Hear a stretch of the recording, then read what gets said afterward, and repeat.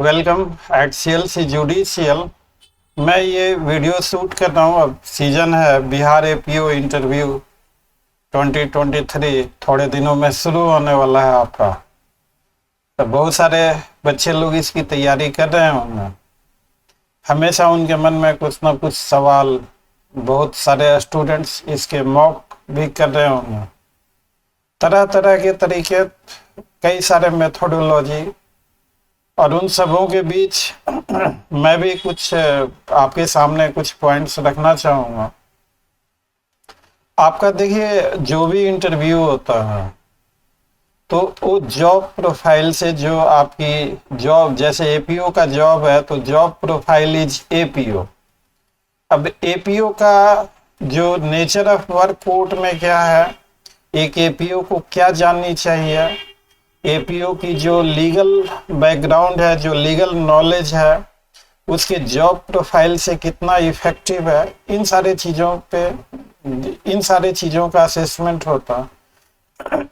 Broadly speaking, interview is just screening test of your personality, कि आपकी personality कैसी है, पॉजिटिव है, नहीं है, आप डिसिप्लिन्ड है, नहीं है, वेल बिहेव्ड है, नहीं है, आपकी पर्सनालिटी इस जॉब प्रोफाइल को सूट करती है, नहीं सूट करती, ऐसे तमाम सारे बहुत सारे चीज़ें होते हैं। अब इंटरव्यू का देखिए कोई रूल तो नहीं है ऑफिशियली। बहुत सारे स्टूडेंट्स की डिमांड चलती रही कि भाई इंटरव्यू का वीडियो रिकॉर्डिंग कराया जाए और वो क्लिप दिया जाए, ताकि क्या सवाल पूछे गए, क्या जवाब दिया गया और उस बेसिस पे क्या उनको मार्क्स दिए गए। तो ये सारी चीज़ें अवेलेबल नहीं है। अब आपने क्या पूछा गया और आपने क्या जवाब दिया और उस पे आपको क्या नंबर मिलेंगे, अब ये सारे चीज़ हमेशा से कुछ कहा नहीं जा सकता इस बारे में। But the basic premises is कि so far as APO interview is concerned, 3 basic चीज़ें आपको ध्यान में रखना है। नंबर 1 कि जो आपके इनफॉर्मल क्वेश्चंस, तो इनफॉर्मल क्वेश्चंस में कि अभी आप फिलहाल क्या कर रहे हैं, कब LLB पास आउट होने के बाद से अब तक क्या कर रहे हैं, कहीं जॉब में हैं, घर बैठ के तैयारी कर रहे हैं, अगर असिस्टेंट प्रोफेसर ऑफ लॉ किसी यूनिवर्सिटी में है तो उस जॉब को छोड़ के APO में क्यों आना चाहते हैं, APO में आने की कोई खास वजह, आखिर क्यों। तो मैं एक चीज़ यहाँ पे ये ज़रूर कहूँगा कि अगर मान लीजिए कि आप कोई फिल्मी स्टोरी सुनाते हैं, यहाँ पे आर्टिफिशियल आंसर देते हैं या एक ऐसा आंसर देते हैं जो कि पूरी तरह से सच नहीं है, तो अगर आपकी कहानी फिट बैठ गई तो आपको फ़ायदा हो सकता। अब चांसेस है कि या तो आपकी मूवी हिट भी हो सकती है या सुपर फ्लॉप भी हो सकती है। तो मेरा ये कहना है कि जो नेचुरल है, जो सच है, उसे ही प्रेफर करें। कोई आर्टिफिशियल आंसर जो सच नहीं है तो एक मन में भी वैसा बना रहता है, और जो ओरिजिनल कॉन्फिडेंस आना चाहिए, जो कूल एंड काम आना चाहिए चेहरे पे, वो रिफ्लेक्ट नहीं हो पाता। और जो लोग आपका इंटरव्यू ले रहे हैं वो सारी चीज़ें समझते हैं, 1 सेकंड में क्रैक कर जाएंगे सारी चीज़ें कि ओरिजिनल स्टोरी क्या है। तो उससे आपको फायदे की जगह अधिकतर नुकसान के ज़्यादा चांसेस हैं। आप इनफॉर्मल क्वेश्चंस के लिए, मान लीजिए कोई स्टूडेंट घर बैठ के तैयारी कर रहा हो, तो नोटिफिकेशन जो APO का है या जो जॉब प्रोफाइल है, कहीं भी ये रिक्वायरमेंट नहीं है कि घर बैठ के तैयारी करने वाले स्टूडेंट को प्रेफर नहीं किया जाएगा। वो भी उतना ही इंटाइटल्ड हैं जितना कोई वर्किंग है। आप किसी MNC में काम कर रहे हैं, किसी लॉ फर्म में काम कर रहे हैं, आप कहीं लॉ ऑफिसर हैं, आप कहीं किसी कॉलेज में असिस्टेंट प्रोफेसर ऑफ लॉ हैं, आप कोई और काम, आप किसी और जॉब में हैं, तो आपके एक लॉजिकल आंसर होना चाहिए, रीजनेबल आंसर होना चाहिए। जैसे मान लीजिए कि आप असिस्टेंट प्रोफेसर ऑफ लॉ हैं, तो आप ये कह सकते हैं कि LLB पास आउट, LLM वगैरह के दौरान ये अपॉर्चुनिटी मिले, तो आपने सोचा कि इस अपॉर्चुनिटी का भी एक्सपीरियंस ले लिया जाए। जो अभी जो फिलहाल मेरी जॉब है वो कंफर्म नहीं है, टेम्पररी बेसिस पे है। सेकेंडली, एपीओ के जॉब प्रोफाइल में प्रैक्टिकल एक्सपोजर ऑफ लॉ, हर रोज कुछ ना कुछ सीखने को मिलता है। लॉ एक ऐसा सब्जेक्ट है, हर दिन कुछ ना कुछ सीखा जाता है इसमें, और हमारी भी इच्छा है कि लॉ की जानकारी को और मैच्योर करने के लिए कुछ ना कुछ सीखने का मौका मिलता रहा। तो देखिए, अब आपने जवाब क्या दिया, उन्होंने उसे किस तरीके से लिया, उन्होंने फर्दर क्वेश्चनिंग करी या ना करी, तो इस एस्पेक्ट को मॉक एक्सरसाइज के जरिए आपसे सवाल पूछ के आपकी पर्सनालिटी से मैचिंग, आपके जॉब प्रोफाइल से मैचिंग, इन चीज़ों का काफ़ी हद तक इन चीज़ों को इम्प्रूव किया जा सकता है। तो और ध्यान रखिए, ये जो इनफॉर्मल क्वेश्चन है, अक्सर कहा जाता है well begun is half done, आपका first impression is last impression, तो इनको आप इग्नोर नहीं कीजिएगा। ये सारी चीजें काफी हद तक मायने रखती हैं। आपका अगर सही सही आपने जवाब दिया तो एक पॉजिटिव इमेज आपकी बन के आती है, जिसका फायदा आपको कहीं ना कहीं जरूर मिलेगा इंटरव्यू में। तो ये this is first part with the informal question. Second part, आपका फॉर्मल क्वेश्चंस जो एपीओ का सिलेबस है उससे सवाल पूछे जाएंगे, IPC, CrPC, evidence, minor act. अब क्वेश्चन इज दिस कि आईपीसी से अगर मान लीजिए थोड़ी बहुत ऊंच नीच सही गलत है तो उससे संबंधित चीजों को के सही डिसीजन पे पहुंचने के लिए कोर्ट है, सीआरपी। लेकिन एविडेंस, एक एपीओ को तय करना है एविडेंस की क्वालिटी क्या है, किस तरह से प्रोसिक्यूशन केस प्रूव होगा, prosecution case on the basis of this evidence कमजोर है, मजबूत है। तो अगर मेरे से पूछें तो अगर कोई सही क्वेश्चन है एपीओ इंटरव्यू के लिए तो एविडेंस एक्ट ज़्यादा बड़ा रोल, मेजर रोल प्ले करता है। तो एविडेंस एक्ट से क्वेश्चंस ज़्यादा होने के चांसेस हैं। अब क्वेश्चंस एविडेंस एक्ट से ज़्यादा होंगे या नहीं होंगे ये कहना मुश्किल है, ये सिर्फ एक अनुमान लगाया जा रहा। अब तक के इंटरव्यू देखे जाए एपीओ के तो एविडेंस एक्ट पे हमेशा से ज़्यादा फोकस रहा, तो आप एविडेंस एक्ट की अच्छी तैयारी कर लें। तीसरा, जो प्रैक्टिकल अप्रोच से संबंधित क्वेश्चंस हो सकता है, मान लीजिए कि डेड बॉडी मिले, डेड बॉडी की शिनाख्त नहीं हो पाई, पुलिस को ऐसे में क्या करना चाहिए, या मान लीजिए एफआईआर में कुछ डिले है, या ऐसे तमाम बहुत सारी चीज़ें प्रैक्टिकल अप्रोच से पूछी जा सकती हैं। तो बेसिकली ये 3 भागों में इसको डिसाइड किया गया है, और आप लोगों की बेहतरी के लिए हम लोग भी चला रहे हैं मॉक इंटरव्यू सेशन। मेरे हिसाब से 2-4 मॉक सेशन से आपका काम नहीं होने वाला, पूरे सिलेबस का एक्सरसाइज नहीं हो सकता। तो हम लोगों ने किया है कि जितना हो सके, जब तक इंटरव्यू नहीं हो जाता तब तक हर रोज मॉक चलाया जाएगा। 1-to-1 मॉक होगा, मीन्स एक बार में एक क्वेश्चन का जवाब एक ही स्टूडेंट अपना वीडियो ऑन करके देंगे। हम लोग ये ऑनलाइन मोड में चला रहे हैं। और एक चीज़ और बता दें, ये मॉक जो हम लोगों का है टोटली फ्री ऑफ कॉस्ट है, इसका 1 रुपया भी चार्ज नहीं है। आप चाहें तो स्क्रीन पे लिखे हुए नंबरों पे फ़ोन कर बाकी डिटेल्स हासिल कर सकते हैं, आप चाहे तो ज्वाइन कर सकते हैं। और साथ में हम लोगों ने ये भी डिसाइड किया है कि जो मॉक इंटरव्यू क्लासेज जो हो रही हैं उन क्लासेज की वीडियो रिकॉर्डिंग स्टूडेंट्स के बेहतरी के लिए, उनके लिए हेल्पफुल हो सके, उन सारे चीज़ों को हम लोगों ने डिसाइड किया है कि यूट्यूब पे भी अपलोड कर दिया जाए, ताकि जो दूर के स्टूडेंट हैं जहाँ पे उनको भी किसी न किसी तरीके से इसका फायदा हो सके। तो अब हमारे इस क्लिप के बाद उसी क्लिप को इस वीडियो में जोड़ दिया जाएगा। जो फर्स्ट मॉक, आज चौथा मॉक सेशन होगा, और क्वेश्चंस पहले से दे दिए जाते हैं। आप चाहें तो आप लाइव क्लास भी ज्वाइन कर सकते हैं। लाइव क्लास आप ज्वाइन करेंगे तो आप डायरेक्ट टच में रहेंगे, कोई इशूज होगा वो आप डिस्कस कर सकते हैं। आप ये यूट्यूब पे भी देख के अपना काम चला सकते हैं। तो जैसा आपको अच्छा लगे वैसा आप कर सकते हैं। हमारे साथ जुड़ना चाहते हैं तो इस स्क्रीन पे जो नंबर लिखे हुए इन पे फ़ोन कर आप तमाम जानकारी हासिल कर सकते हैं और हमारे साथ जुड़ भी सकते हैं।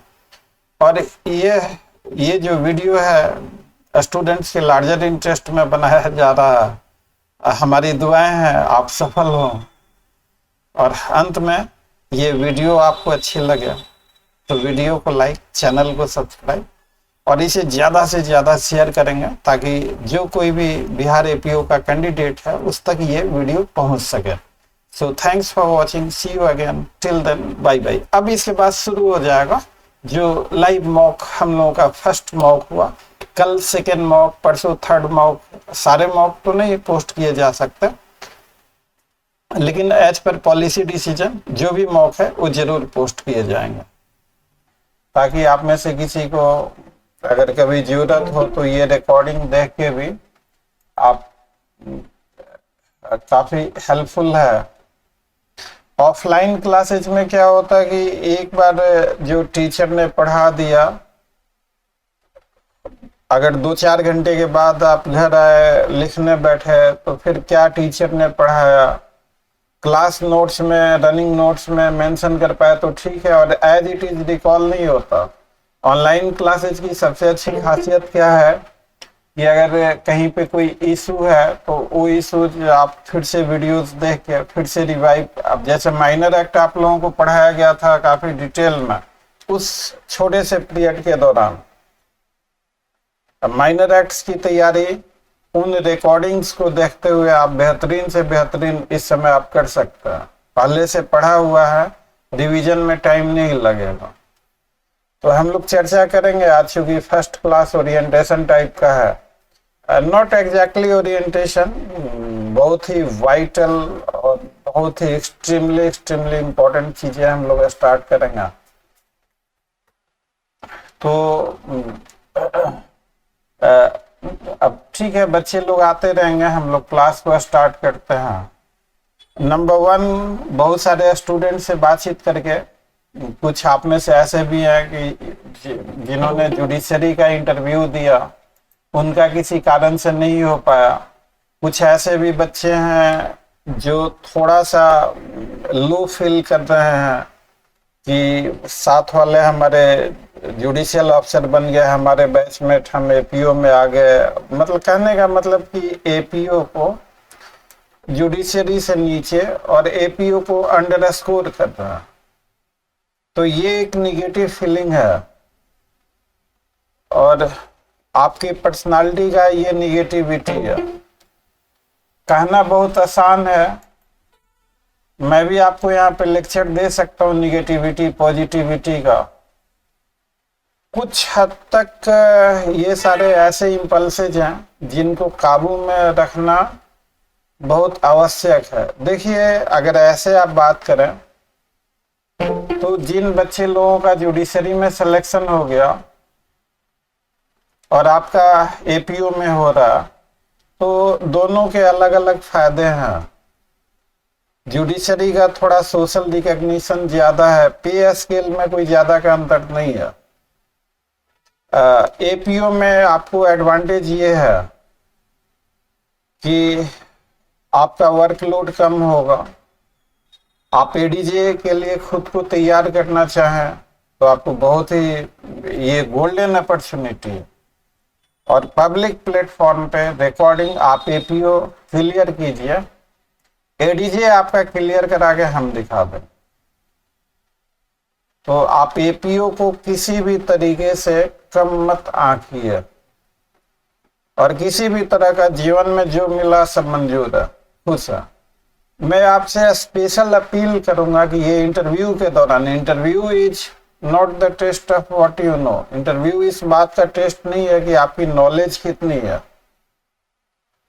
इंटरव्यू का अगर एनालिसिस किया जाए तो इंटरव्यू जस्ट आपकी पर्सनालिटी की इस तरह की है, जो पोस्ट है उसके लिए आप सुटेबल हैं कि नहीं है। अब जैसे जुडिशरी का इंटरव्यू है तो ये जुडिशियल ऑफिसर जब तक अच्छा लिसनर नहीं होगा वो एक अच्छा जुडिशियल ऑफिसर नहीं बन सकता। तो जुडिशरी का अगर आप इंटरव्यू दे रहे हैं तो आपकी लिसनिंग एबिलिटी रिफ्लेक्ट होनी चाहिए। अच्छा लिसनर होना अच्छी बात है, अच्छा लिसनर होना, किसी की बातों को ध्यान से सोच समझ के जवाब देना, ये सारे पॉजिटिव साइंस हैं पर्सनालिटी का। तो मैं सिर्फ एक लाइन में इतना ही कहूंगा कि पॉजिटिविटी आपको एक नई ऊर्जा देती है, नई स्टेमिना देती है। आप किसी भी हालत में अपने आप को अंडर स्कोर नहीं करेंगे और ओवर स्कोर भी नहीं करेंगे। जीवन एक कॉम्बिनेशन है, जब जैसी चीजों की जरूरत तब वैसी चीजें करनी है। अगर निगेटिविटी में जाएंगे तो आपका मेंटल कैपेसिटी अफेक्ट होगा। आप पढ़ेंगे आपको समझ में नहीं आएगा, आप बार बार एक ही चीज को भूल जाएंगे। तो ये सब निगेटिविटी के बहुत ही बुरे दुष्परिणाम है। तो निगेटिविटी किसी भी हालत में नहीं रखनी है। जब कभी आप लो महसूस करें, मेरा नंबर है ही, मैं तो हमेशा से कहते आया हूं कि students are my soul and heart. अगर कोई मेरा स्टूडेंट लो महसूस कर रहा, निगेटिविटी में है, आप मुझे फोन उठाइए, डायरेक्ट कॉल कीजिए, मैं आपके निगेटिविटी को किक आउट करके बाहर कर दूंगा। तो अपने को मेरे से दूर मत समझिए। I am on each and every moment with you. This is my commitment to you. You all are my heart and soul. I have no other world except you. तो पहली बात, निगेटिविटी नहीं रखनी है। आप पॉजिटिविटी रखेंगे, रास्ते अपने आप बनते जाएंगे, मंजिल अपने आप मिलेगी। टू बिगिन विथ इंटरव्यू में देखिए, आपका इंटरव्यू 3 पार्ट में होगा। 3 पार्ट। आपका जो इंटरव्यू का जो वेरी फर्स्ट पार्ट है वो कि आप अभी कर क्या रहे हैं। अब बहुत सारे ऐसे बच्चे होंगे जिनकी एज हो गई, कई सालों से तैयारी करते आ रहे हैं, तो मार्केट में जो माहौल है कि पुराने बच्चे और ऐसे बच्चों का नहीं होता सिलेक्शन, ये सारी बकवास की चीजें हैं। अगर आप ओवर एज हो गए या काफी दिनों से तैयारी कर रहे हैं तो उसका कोई निगेटिव इम्पैक्ट आपकी पर्सनालिटी में नहीं पड़ना चाहिए। आपसे सवाल पूछा जाएगा कि आप तैयारी कर रहे थे, अरे भैया प्रैक्टिस क्यों नहीं की, इतने दिनों से तैयारी क्यों किया। इसका बहुत ही अच्छा ब्यूटीफुल लॉजिकल आंसर है आपके पास कि सर मैंने सोचा कि शुरुआती दिनों में थोड़ी तैयारी करके देख ली जाए, हर कोई कंपटीशन अगर क्रैक हो जाता है तो वेल एंड गुड, प्रैक्टिस तो तब भी अच्छी होगी। अगर लॉ की जानकारी शुरुआती दिनों में थोड़ी पढ़ ली जाए तो लॉ की एक अच्छी जानकारी निकल के आती है। और मैंने अपना तो मैं आपको देखिए, कोई मान लीजिए कोई फ्रेशर बच्चा है तो उसका इंटरव्यू, कोई सीनियर स्टूडेंट है उसका इंटरव्यू, तो सोशल मीडिया पे हर कोई खुद को आइंस्टीन समझता। मैं किसी का नाम नहीं लूंगा, आप इशारा समझिए। मेरा सिर्फ इतना ही कहना है कि आपको निगेटिविटी, चाहे हालात जो भी हो, निगेटिविटी किसी भी कीमत पे पैदा नहीं होने दो। निगेटिविटी को just stay away from any type of negativity. आपका एज क्या हो गया ये आप कुछ नहीं कर रहे। इंटरव्यू का ये पैमाना नहीं है कि जो वर्किंग है उनको प्रेफरेंस मिलेगा और जो नॉन वर्किंग है उनको कोई प्रेफरेंस नहीं मिलेगा। इंटरव्यू का ये पैमाना नहीं है कि आप एनएलयू प्रोडक्ट हैं या लोकल यूनिवर्सिटी के प्रोडक्ट हैं। सब कोई बराबर है इंटरव्यू के लिए। और ये कोई प्रेफर, तो ये सारी बकवास की चीजें फैली हुई है मार्केट में। इन चीजों से जितना दूर रहेंगे उतना ही मैं समझता हूं कि आपके लिए अच्छा होगा। आप अपना प्रोफाइल, हर स्टूडेंट का एक अपना प्रोफाइल होता है। अब फिलहाल आप क्या कर रहे हैं, ये ऐसे चैप्टर हैं कि इन्हीं चीजों से आपका इंटरव्यू शुरू होगा। जाते के साथ ही पहला क्वेश्चन आपका यही हो, yes mister Vishal, what are you doing right now. यही पहला सवाल। ये पहला सवाल इतना अहम है कि अगर इस पहले सवाल का सेटिस्फैक्ट्री या लॉजिकल आप आंसर नहीं देते तो कहा जाता है first impression is the last impression. वहीं पे आप साइकोलॉजिकल असेसमेंट में आंसर दे रहे हैं, आप बनावटी आंसर दे रहे हैं, आप नेचुरल आंसर दे रहे हैं, आप किस तरह का आंसर दे रहे हैं, एक चीज दिमाग में बिठा लीजिए, इंटरव्यू बोर्ड बहुत ही इफिशियंट, आप उनको बरगला नहीं सकते। अगर वहां पे आप स्मार्ट बनने का कोशिश करेंगे तो अब फिर अंजाम क्या होगा वो कहना बड़ा मुश्किल है। तो मैं आपसे गुजारिश करूंगा कि जो भी आपके हालात हैं ट्रूथफुल होना चाहिए। अगर आपके बुरे ही हालात हैं और आप ट्रूथफुल हैं, that means you have a good personality. कभी भी गलत बातें, झूठी बातें, जिनको ऐसा होता है कि भैया ये कह दोगे तो ऐसे हो जाएगा, वो कह देना, वो कह देना, ऐसे कह देना, तरह तरह की चीजें, तो ये पॉसिबल ही नहीं है कि आप इंटरव्यू बोर्ड को मिसगाइड कर सकें। वो एक सेकंड में समझ जाएंगे कि आप क्या कर रहे हो। तो दिस इज टोटली इम्पॉसिबल। और मैं आपसे बस ये प्रार्थना, ये क्योंकि ये आपको किसी भी कीमत पे झांसा नहीं देना, ट्रूथफुल होना। आप जितना ज्यादा ट्रूथफुल होंगे उतना नेचुरल होंगे। आप कोई आंसर नेचुरल तरीके से दे रहे हैं कि आर्टिफिशियल हैं, वो इतने मैच्योर लोग होते हैं कि एक सेकंड में समझ जाएंगे। वो आपसे कुछ नहीं कहेंगे, कोई रेस्पॉन्स नहीं देंगे कि आपका प्रेजेंटेशन कैसा है, लेकिन वो सारी चीजें आपकी समझ। तो ये गलती फैटल और सुसाइडल हो सकती है, और इस तरह की गलती से जरूर बचेंगे। वैसी गलती बिल्कुल नहीं करेंगे। आपका जो जेन्युइन है रहा जॉब प्रोफाइल, ये इनफॉर्मल पार्ट हुआ इंटरव्यू का, तो हर आदमी का जो अभी प्रेजेंट स्टेटस है, यहाँ पे यूनिफॉर्म क्वेश्चंस नहीं हो सकता। यहाँ पे किसी से, मान लीजिए कोई वर्किंग है, कोई कॉर्पोरेट में जॉब कर रहा है, कोई प्रैक्टिशनर है, कोई कहीं लॉ फर्म में है, कोई घर बैठ के तैयारी कर रहा, तो घर बैठ के तैयारी कर, अच्छा ये बताइए आपका कौन सा सब्जेक्ट सबसे अच्छा है,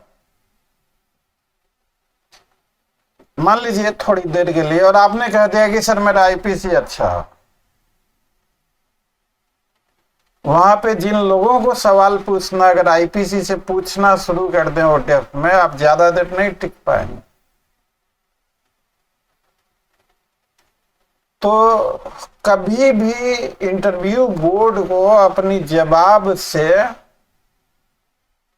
उनको नेचुरल जवाब देना है। अगर ये सवाल आपसे पूछा जाता है कि आप घर बैठ के तैयारी कर रहे हैं, कौन सा सब्जेक्ट अच्छा है, तो आप मुस्कुराते हुए कह सकते हैं कि सर मैं स्टूडेंट हूँ, ये कहना बड़ा मुश्किल है कि कौन सा सब्जेक्ट सबसे अच्छा है, मैं खुद भी नहीं समझ पाता। तो ये एक तरह से light answer logically correct answer. बीच बीच में अगर जो ये क्लासेस चल रही हैं, आपके अगर क्वेरीज हो, कोई डाउट हो, तो आप जरूर स्पीकर ऑन करके आप जरूर हर हालत में पूछिएगा मेरे से। नंबर है ही हमारा आपके पास। तो माय पॉइंट इज कि आप चीजों को नेचुरल तरीके से लेके चलें। ये बात लॉजिकली बिल्कुल, अरे आप फ्रेशर हैं, मेरे को इतने साल हो गए, जितनी आपकी उम्र होगी उससे ज्यादा का तजुर्बा है मेरे पास, मेरे से कुछ पूछ दिया जाए, I may not be comfortable to answer. Law इतना बड़ा चीज है, खुद को लॉ का वो समझना वो लीगल फील्ड में अच्छा नहीं माना जाता। तो अगर ये पूछा जाए कि आपका कौन सा सब्जेक्ट अच्छा है, तो आप कोई स्पेसिफिक आप कहेंगे कि सर मैं फ्रेशर हूँ, स्टूडेंट हूँ, कौन सा सब्जेक्ट मेरा अच्छा है ये मुझे खुद भी नहीं पता लगता, कोशिश करता हूँ उनको जानने समझने का।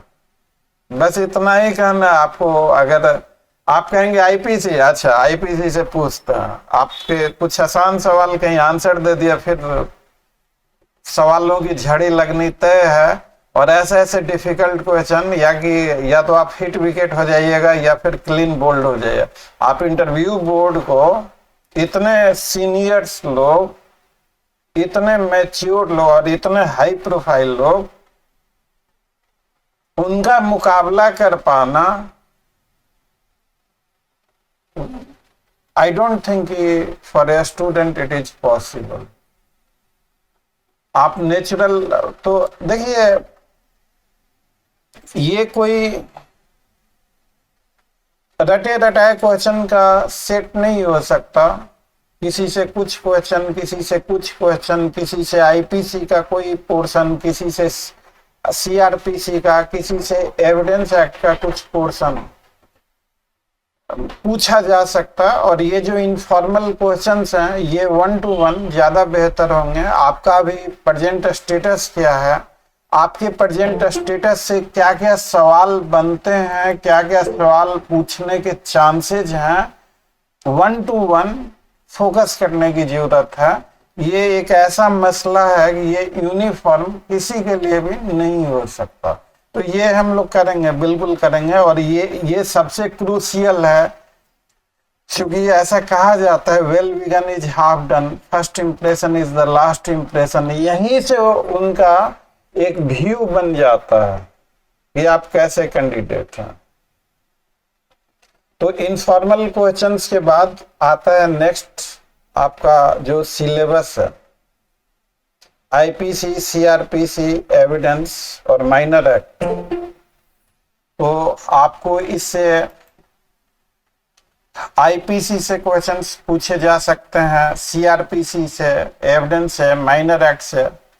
तो माइनर एक्ट के सारे क्लासेस, सारे माइनर एक्ट की वीडियो रिकॉर्डिंग जो क्लासेस मेंस के टाइम पे हुई थी, उनको आप आज से ही रिवाइज करना शुरू कर दें। आईपीसी का कंप्लीट सीरीज यूट्यूब पे अपलोडेड है।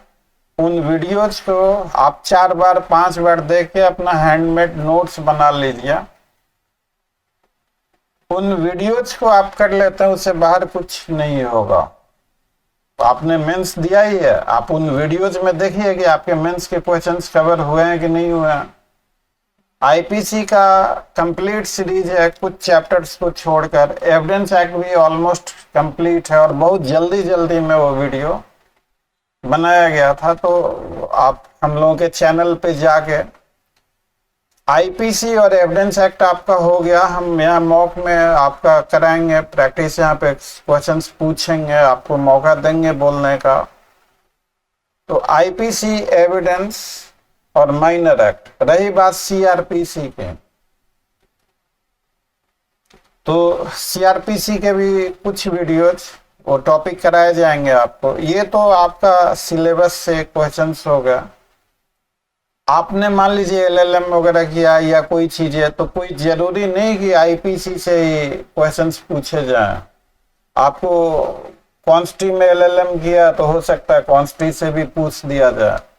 अभी आर्टिकल 370 का हो रहा है जो लेटेस्ट में, उससे भी पूछ दिया जा सकता है। बहुत सारी चीजें यूपी में पूछा भी गया है। यूपी का तो खैर बनता है कॉन्स्टी, लेकिन यहाँ के लिए अब ये कहना बड़ा मुश्किल है। देखिए इंटरव्यू का एक सबसे बड़ा ये है, एक आम धारणा है कि आपसे सवाल पूछेगा, उस सवाल के आप सेटिस्फैक्ट्री आंसर दे दिया तो आपका इंटरव्यू अच्छा हो गया।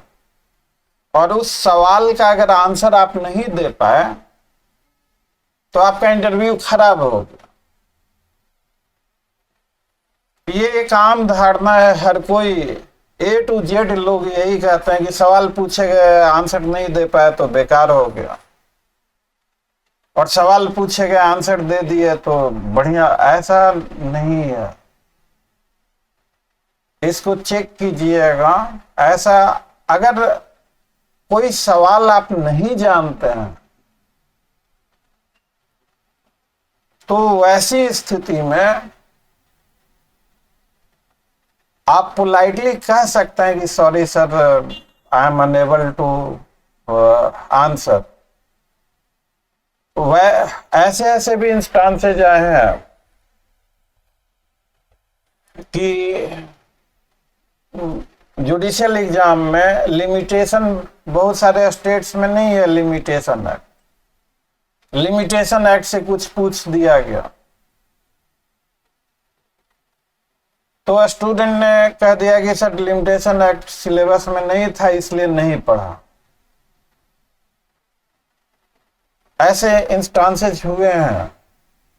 तो इस तरह का जवाब देना कि सिलेबस में नहीं था, नहीं पढ़ा, तो ये एक एरोगेंस है, इनडिसिप्लिन है। इस तरह का जवाब अगर आप देते हैं, ये बात नहीं है कि आप आंसर नहीं कर पाए। बात यह है कि अगर आप आंसर नहीं कर पाते हैं तो उस समय आपकी बॉडी लैंग्वेज कैसी है, आप प्रेशर में कितना आते हैं, आपकी पर्सनल। देखिए, कोई भी ऐसा स्टूडेंट आज तक नहीं हुआ जो इंटरव्यू के सारे सवालों का सही जवाब दिए। हर स्टूडेंट से एक दो सवाल कुछ सवाल रह ही जाते हैं, चाहे वो टॉपर भी क्यों ना हो।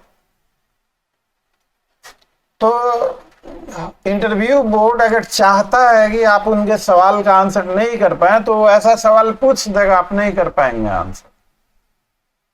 तो अगर आप आंसर नहीं कर पाए तो उस स्थिति में घबराना नहीं है आपको, यही आपका टेस्ट है। अगर उस स्थिति में आप घबरा गए तो आपकी पर्सनालिटी अच्छी नहीं मानी जाए। उस स्थिति में बिल्कुल पेशेंट, कूल, काम, रिलैक्स कि sorry sir I don't know. पूछे कि क्यों नहीं जानते, तो सर मैं पढ़ नहीं पाया इसको अच्छे तरीके से। पोलाइट सा आंसर। ये कभी नहीं कहना है कि सिलेबस में नहीं था इसलिए नहीं पढ़ पाया। ये इस तरह के आंसर एक ह्यूमन बीइंग को इरिटेट करता है।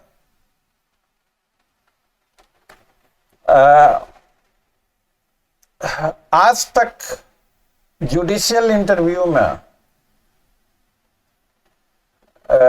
कभी जीके वगैरह से इक्का दुक्का कभी वैसे क्वेश्चन हो गए, लेकिन जीके पोर्शन से क्वेश्चंस नहीं होते, नॉर्मली नहीं होता। अभी हाल फिलहाल में जो यूपी का इंटरव्यू हुआ, हमारे एक स्टूडेंट से, हमारे नाम मैं नहीं सार्वजनिक करूंगा, हमारे उस स्टूडेंट से सिर्फ और सिर्फ जीके के क्वेश्चंस पूछे, लॉ का एक भी क्वेश्चन नहीं पूछा। मेरे को जो फीडबैक है उसके मुताबिक। अब वो परिस्थितियां क्या रही, इंटरव्यू बोर्ड ने क्यों जीके का पूछ दिया अचानक से। नॉर्मली जीके का नहीं पूछा जाता, लेकिन किसी एक से पूछा गया तो ये कहना बड़ा मुश्किल है। नॉर्मली ये रेयरेस्ट ऑफ रेयर केसेज में अगर किसी के साथ हो जाए तो हो सकता है, लेकिन ये रेयरेस्ट ऑफ रेयर है, अमूमन ऐसा नहीं होता। तो ये दो चीजें कि आपको अगर आप जानते नहीं है तो घबराना नहीं है, ये बेसिक्स है, ये जरूर आपको रखना है। तीसरी चीज कि जुडिशरी का इंटरव्यू थोड़ा अलग लेवल का, एपीओ का थोड़ा अलग लेवल का। जुडिशरी का जो प्रैक्टिकल चीजें हैं प्रैक्टिस से ओरिएंटेड है।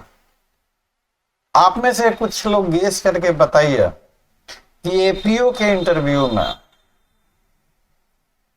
कौन सा सब्जेक्ट ज्यादा प्रॉपर है इंटरव्यू में क्वेश्चंस पूछने के लिए? आपके सामने IPC, CrPC, evidence, minor act, board को कौन से सब्जेक्ट से ज्यादा क्वेश्चंस पूछना चाहिए? सीआरपीसी और एविडेंस और माइनर एक्ट में arms act and task. Sir IPC से भी पूछ लीजिए। आईपीसी से कोई चीज एराइज होती है तो डेट इज फॉर द जज to decide, that is for the magistrate to decide. क्या ये कहा जा सकता है अगर आईपीसी से मान लीजिए कोई मसला उठता है तो प्रोसिक्यूटर से ज्यादा मजिस्ट्रेट की ड्यूटी है कि लीगल वगैरह जो बाकी सारी चीजें वो देखने की? क्या सर हमारी बातों से सहमत? मजिस्ट्रेट का फर्स्ट ड्यूटी है। हमारी बातों से जबरदस्ती देखिए, एक चीज मैं अभी आपको बता दूं, मैं जो बोलूं उससे आप सहमत मत होइए। मैं जो बोलूं उसको सुनिए, समझिए, और आपको अगर आपके हिसाब से ठीक लगे तब सहमत होइए, जबरदस्ती का नहीं। मैं टीचर हूं और इसलिए आप सहमत हो रहे हैं, ऐसा नहीं। आपको अपना दिमाग खुद का लगाना। चलिए, आईपीसी से होगा, यही बात सीआरपीसी में होगी या नहीं होगी? अगर सीआरपीसी से रिलेटेड कुछ है, लेकिन कौन सा एविडेंस हम करवाएं, कौन सा एविडेंस नहीं कराएं, क्या एविडेंस लेके आए, ये भी मजिस्ट्रेट बताएगा। प्रोसिक्यूशन एपीपी बताएं। तो आप देखेंगे, अगर एनालिसिस करेंगे तो एपीओ के एग्जाम में ज्यादा से ज्यादा क्वेश्चन कायदे से तो एविडेंस एक्ट से बनते हैं, कायदे से, तौर तरीके से। अब आपके इंटरव्यू में एविडेंस एक्ट से क्वेश्चन पूछे जाएंगे नहीं पूछे जाएंगे, ये कहना बड़ा मुश्किल है। वो उनके, अब जैसा उस समय माहौल रहा वहां पे, जिस तरह का एटमॉस्फेयर रहा उस तरीके से। लेकिन वैसे अगर आप बात करें तो इंटरव्यू हमेशा जो जॉब प्रोफाइल है उससे मैचिंग होना चाहिए। तो एपीओ को कौन सा एविडेंस किस हद तक रेलिवेंट है, उसे क्या चीजें प्रूव हो पाती हैं, नहीं हो पाती हैं, कैसे हो पाती हैं, उन सारे चीजों से वो एक अच्छा इंटरव्यू कहा जाएगा। अगर एविडेंस एक्ट से पे ज्यादा फोकस किया जाता है तो पूछना चाहिए एपीओ इंटरव्यू में। तो ये आपका सब्जेक्टिव चीजें हो गई। आज मैं सारे बच्चे लोगों से क्वेश्चंस पूछते आ रहा था, बहुत सारे बच्चे लोगों से कल से लगातार बात हो रही है। बच्चे लोग, आप अपने आप को कभी मेरे से अलग नहीं समझें। आपको जब कभी कोई भी इशू हो आप फोन उठाइए, सीधा डायरेक्ट फोन कीजिए। ये आपका I am always committed for you. ये पब्लिक प्लेटफॉर्म पे मैं बिल्कुल खुल्लम खुल्ला बोल रहा, जब कभी जरूरत हो, दिन रात, कोई नो मैटर, कभी भी। तो मेरी ड्यूटी है आपके डाउट को क्लियर करना। मेरी ड्यूटी भी है कि आपको साइकोलॉजिकली बूस्टअप करके रखना। अभी आप देखेंगे कोई बच्चा जवाब अच्छे से दे रहा है और आप नहीं दे पा रहे हैं तो आप फ्रस्ट्रेट हो जाएंगे, निगेटिव। यही इन्हीं चीजों पे आपको काबू पाना है, इन्हीं चीजों को संभालना है, और यही आपकी पर्सनालिटी है और इसी का टेस्ट होना। और इन्हीं को चेहरे पे कोई हाव भाव इसका कोई असर नहीं पड़ना चाहिए। अगर चेहरे पे असर पड़ जाता है तो आप देखते हैं इंटरव्यू भी ठीक हुआ, स्टूडेंट भी अच्छा, फिर भी सिलेक्शन नहीं हुई। बहुत सारे सिलेक्शन में बहुत सारी चीजें मैटर करती है। कोई बोर्ड लिबरल होता है, किसी बोर्ड में पसीने छूट जाते हैं बच्चे लोगों के, और कि कोई बोर्ड बहुत ही स्मूथ चलता ऐसी चीजें आप सुनते ही होंगे। तो वो भी डिपेंड करता है कि आपका कौन से बोर्ड में और कैसे किस तरीके। दो ह्यूमन बीइंग यूनिफॉर्मली काम नहीं कर सकते, वेरी करता है।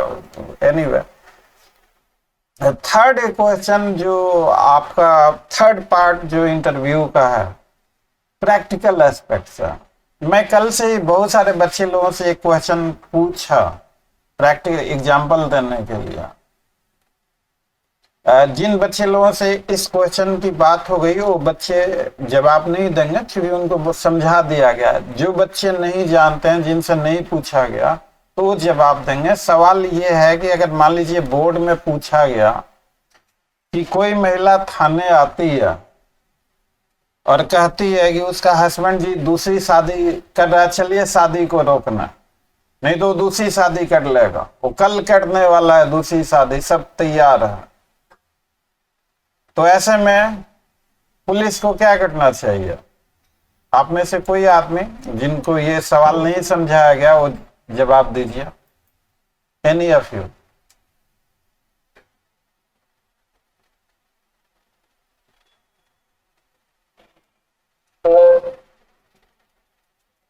उन्हें पूरी प्रॉब्लम ये कह सकते हैं कि आप इस पर कंपेयर अपने लेवल मजबूत क्या करेंगे।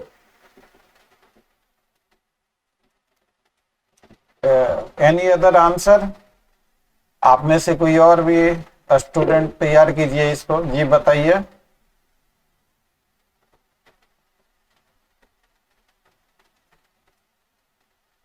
सर इसमें अभी वो मैरिज करने जा रहा है, मैरिज किया नहीं, तो अभी तो कोई ऑफेंस ही नहीं किया उसमें। क्राइम हो जाएगा तब पुलिस आएगा, क्राइम प्रिवेंशन नहीं करेगी पुलिस। इसमें सर कोई कॉग्निजेबल ऑफेंस ऐसा तो कुछ हुआ नहीं है, या नॉन कॉग्निजेबल ऑफेंस ये क्वेश्चन मैं कल से करीब बहुत सारे बच्चे लोगों से पूछ चुका हूँ।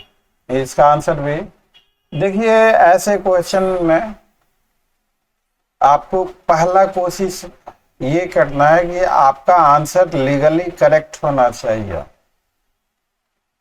और इसका लीगली करेक्ट आप में से, और देखिए ये मॉक क्लासेज में आपको बोलना है, आप बोलें, उनमें जो गलतियां होंगी उन गलतियों को ठीक करना है। ये क्योंकि बोर्ड आप ही को फेस करना और आपका बोलना जरूरी है। मैं तो आपको बताऊंगा ही कि बेहतरीन आंसर क्या होगा इसका, लेकिन उससे पहले आपको भी कोशिश करना है। और लोग कोशिश कीजिए, इस सवाल का जवाब दीजिए।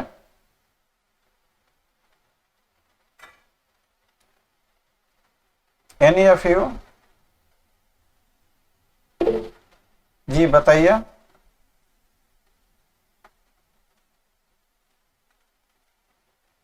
यस सूरज बताइए, आप कुछ कर रहे हैं?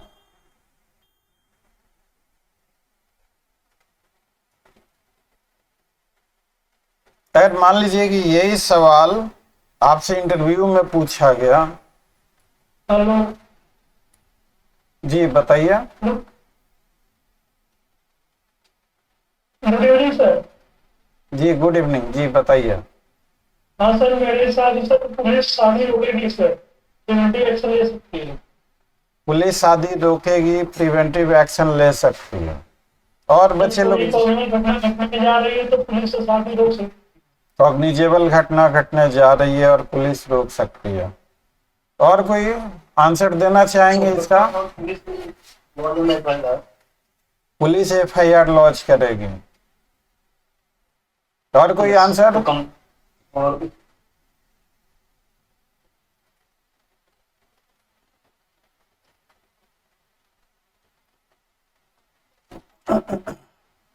बाइगेमी कॉग्निजेबल ऑफेंस है, नॉन कॉग्निजेबल? कॉग्निजेबल ऑफेंस है सर, नॉन कॉग्निजेबल।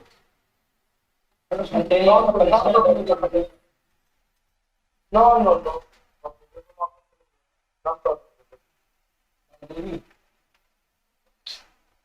बाइगेमी का सेक्शन क्या है आईपीसी में? 94 294। तो आपका answer bigamy non cognizable offence है। आपका आंसर होना चाहिए, अगर इंटरव्यू बोर्ड में एज ए कैंडिडेट आंसर दे रहे हैं तो sir bigamy non cognizable offence है। और नॉन कॉग्निजेबल ऑफेंस में पुलिस को ना ही अरेस्ट ना इन्वेस्टिगेट करने का पावर नहीं है। पुलिस उस महिला के इंफॉर्मेशन को जल्द से जल्द रिकॉर्ड कर उसे नियरेस्ट मजिस्ट्रेट के पास प्रॉपर ऑर्डर पास करने के लिए रेफर कर सकती है। This is one. मतलब ये आपका लॉजिकली और लीगली करेक्ट आंसर है। जब वो काउंटर करें कि बस इतना ही पुलिस करेगी, तो आप ऐसे फिर आगे आप कह सकते हैं कि सर पुलिस की एक ड्यूटी है, आखिर नॉन कॉग्निजेबल भी ऑफेंस है तो that is also a crime. तो police in addition to that उस महिला से जिससे शादी होने जा रही है उसको काउंसलिंग कर सकती है, उसे समझा सकती है कि ये ऑलरेडी शादीशुदा है, तुम्हारी शादी का कोई लीगल स्टेटस नहीं होगा, ऑफेंस करने तुम जा रहे हैं। हो सकता है कि उस लड़की से जिसे वो शादी करने जा रहा है ये बात छुपा रखी हो। तो इस तरीके से आपका अगर लॉजिकली करेक्ट आंसर है तो आप रिकॉग्नाइज किए जाएंगे और आपका डेफिनेट सिलेक्शन होगा। और अगर हवाबाजी कर रहे हैं, वहां पे इधर उधर की चीजें बता रहे हैं, तो वहीं बाहर हो जाइए। तो आप देखिए आपका आंसर लीगली करेक्ट होना जरूरी है। अगर किसी सवाल का आंसर आप नहीं जानते हैं तो वहां हवाबाजी नहीं करना या गेस वगैरह नहीं करना है। आप सिंपल शब्दों में, सॉरी सर मुझे याद नहीं आ रहा, मतलब मान लीजिए कि आप अब यही क्वेश्चन है और ये जो आंसर आपको बताया गया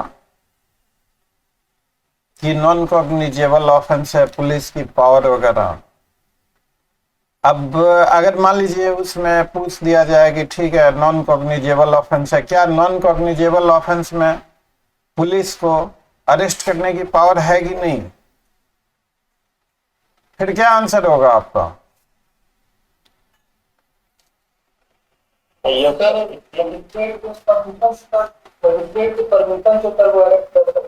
नॉन कॉग्निजेबल ऑफेंस में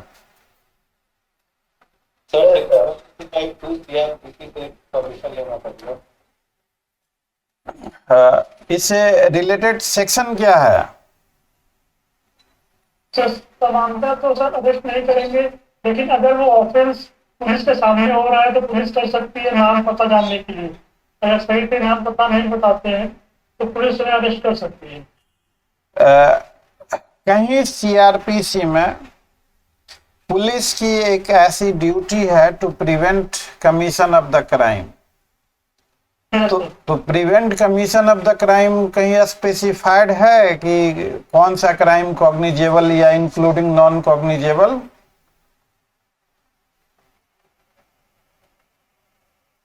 पुलिस मैनुअल में तो देखिए पुलिस कानून के इसका अगर ये पूछा जाए कि नॉन कॉग्निजेबल ऑफेंस है और पुलिस को अरेस्ट करने का पावर है या नहीं है, तो आपका आंसर होना चाहिए कि ऑन लिमिटेड ग्राउंड, अगर जो एक्यूज है नंबर 1 की वो नॉन कॉग्निजेबल ऑफेंस पुलिस की मौजूदगी में हो रहा। आप 42 पढ़ेंगे तो अगर पुलिस की मौजूदगी में या उस आदमी पे आरोप लगा है कि उसने नॉन कॉग्निजेबल ऑफेंस किया है और पुलिस अफसर के डिमांड पे वो अपना नाम पता बताने से इनकार कर देता, तो जब तक उसका नाम पता वेरीफाई नहीं हो जाता तब तक उसको कस्टडी में लिया जा सकता है। नाम पता जैसे ही असरटेन हो जाएगा तो रिलीज करना पड़ेगा। पॉइंट इज दिस कि इंटरव्यू में आंसर देने के लिए आपका जो एक सिलेबस है उसका एक रिवीजन जितने अच्छे तरीके से अब कब आपका इंटरव्यू शुरू होगा ये कहना उतना अभी फिलहाल, अब देखिए कब शुरू होता है, कुछ कहा नहीं जा सकता बीपीएससी।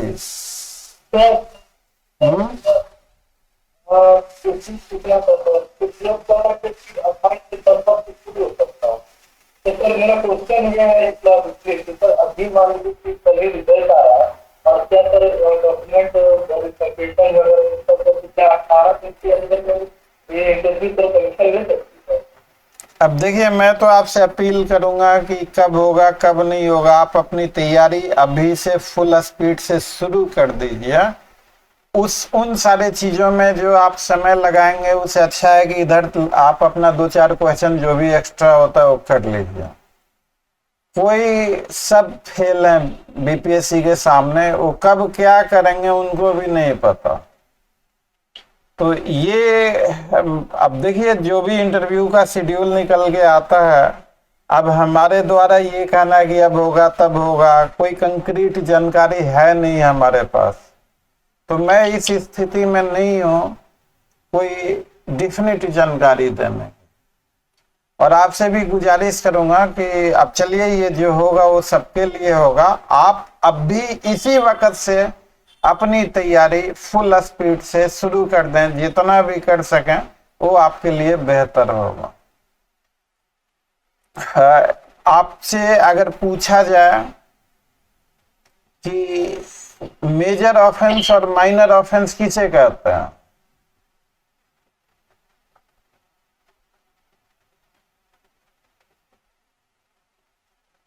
क्या जवाब देंगे?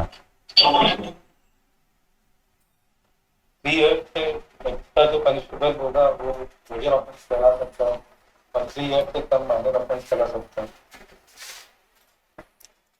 ये जबरदस्ती के डिफिनीशन से बचना है। ऐसा स्टैट्यूट में कहीं लिखा हुआ है कि offences punishable more than 3 years would be treated as इसमें चार्जेस वाले चैप्टर में है सर कुछ नहीं, मतलब ये डिफिनीशन दिया हुआ है कि मेजर ऑफेंस 3 साल से ऊपर वाले सजा के होंगे। ये नहीं दिया ना सर, ये नहीं दिया। उसमें दिया है कि अगर कोई ऑफेंस है उसके कुछ जो इंग्रेडिएंट्स हैं वो ऐसे नहीं, वो ऐसे दिया हुआ कि मेजर ऑफेंस में चार्ज लगा है तो माइनर ऑफेंस में कन्विक्शन हो सकती है। सेक्शन 222 की आप बात कर रहे हैं, यही कर रहे हैं ना? लेकिन माइनर ऑफेंस में चार्ज लगा है तो मेजर ऑफेंस में कन्विक्शन नहीं हो सकता। ये this is what section 222। Section 221 है कि अगर डाउटफुल है कि किस ऑफेंस में अगर एलिगेशन सारे हैं, अब ये डाउटफुल है कि थेफ्ट हुआ, कि क्रिमिनल ब्रीच ऑफ ट्रस्ट हुआ, कि स्टोलन प्रॉपर्टी का मसला है, कि चीटिंग का मसला है, तो उस ऑफेंस में कोर्ट सारे सेक्शंस में चाहे तो चार्ज फ्रेम कर सकती है या किसी भी एक सेक्शन में चार्ज फ्रेम करती, और उस सेक्शन में भी एक्यूज को सजा हो सकती जिस सेक्शन में चार्ज नहीं फ्रेम हुआ। तो 221 व्हेन इट इज डाउटफुल वो केसेज के लिए है। लेकिन इस तरह का डिफिनीशन आप मेरी बात का देखिए, हम सभी लोग एक प्रयास कर रहे हैं। मैं भी सीख रहा हूँ, ऐसा नहीं है कि मैं नहीं सीख रहा। We all are into the process of learning. मुझे 30 years तकरीबन हो गए पढ़ाते हुए। आपकी जितनी उम्र होगी उससे ज्यादा हो सकता है मेरा एक्सपीरियंस हो, लेकिन मैं भी आज की भी डेट में मैं खुद को आइंस्टीन नहीं समझता, मैं एक साधारण सा इंसान हूं। तो मेरा सिर्फ इतना ही कहना है कि आप जो भी बोले उसको लीगली जस्टिफाई कर सकें। अगर इस तरह का आंसर देंगे, अगला क्वेश्चन होगा, अगर वो इरिटेट हो गया तो पूछेंगे कि कौन सी किताब पढ़ी सीआरपीसी की। हालांकि इस तरह से उनको नहीं करना चाहिए कि कौन सी, ये बड़ा इंसल्टिंग और डेरोगेटरी है, लेकिन ऐसे इंस्टांसेज हुए हैं। तो अगर इस तरह का आंसर देंगे 3 साल या 3 साल से ऊपर, तो पूछेंगे कौन से प्रोविजन में लिखा हुआ, फिर वहां पे जो आपके चेहरे के हाव भाव होंगे, फिर आपकी पर्सनालिटी वहां नीचे चली जाए। क्योंकि इन हालातों पे कुछ तो असर तो पड़ेगा। जब आपको अपनी मिस्टेक का पता लगे और भी इंटरव्यू के दौरान, तो हर कोई अफेक्ट होता। ये कहने की बातें हैं कि मेंटेन कीजिए। आपको कोशिश करना है कि उन हालातों में आपको नर्वस नहीं होना है, घबराना नहीं है। अगर उन हालातों में अगर आपसे मान लीजिए इतनी बड़ी गलती भी हो गई, ब्लंडर भी हो गई, तो आपको कूल एंड काम रखना है। उसे ये जाएगा कि बच्चा कैंडिडेट घबराता नहीं है, बैलेंस्ड है, अभी कोई चीज नहीं जानता, ट्रेनिंग करके इसको इंप्रूव किया जा सकता है, होपलेस नहीं है। तो अगर मान लीजिए ऐसे क्वेश्चंस हो तो आप कहिए कि सर वैसे तो मेजर और माइनर ऑफेंस डिफाइन नहीं किया हुआ है। अमूमन ऐसा समझा जाता है कि मेजर ऑफेंस जिनमें पनिशमेंट ज्यादा हो और माइनर ऑफेंस जिसमें पनिशमेंट कम हो। तो इस तरीके से आप कह सकते हैं। लेकिन सर यस सर इसमें एग्जांपल भी दे सकते हैं क्या, कैसे माइनर ऑफेंस और मेजर ऑफेंस, जैसे अगर आपने बताया कि जिसमें पनिशमेंट ज्यादा है, example death penalty, life imprisonment. आप देखिए, मुझे एक चीज बताइए कि आप वहां इंटरव्यू में अपीयर हो रहे हैं या you are teaching the interview board? Example is teaching और फेसिंग द इंटरव्यू। सर तो आप वहां एज ए कैंडिडेट अपीयर हो रहे हैं, you are not teaching them. Example देना that is part of teaching. आपको जरूरत से ज्यादा फालतू का एक शब्द नहीं बोलना है। आपको क्या लगता है कि जो लोग आपका इंटरव्यू ले रहे हैं, वो क्या उनकी लाइफ स्टाइल है किसी की बकबक सुनने की? जिस लेवल के आदमी हैं, क्या कभी ऐसा होता है कि उनको किसी की बकबक सुननी पड़ती है? और उनकी अगर वो इंटरव्यू में किसी की बकबक सुनेंगे तो इरिटेट होंगे या नहीं होंगे? आप उनका लाइफ स्टाइल समझिए। कभी ऐसा मौका नहीं आया होगा उनकी जिंदगी में कि कोई अनाप शनाप बोले या इररिलेवेंट चीज बोले और वो सुने। अगर वो इंटरव्यू के दौरान रिएक्ट नहीं करता अनाप शनाप बातों पे, तो ये उनकी शालीनता है। कभी कभी रिएक्ट भी कर जाते हैं इंटरव्यू के दौरान।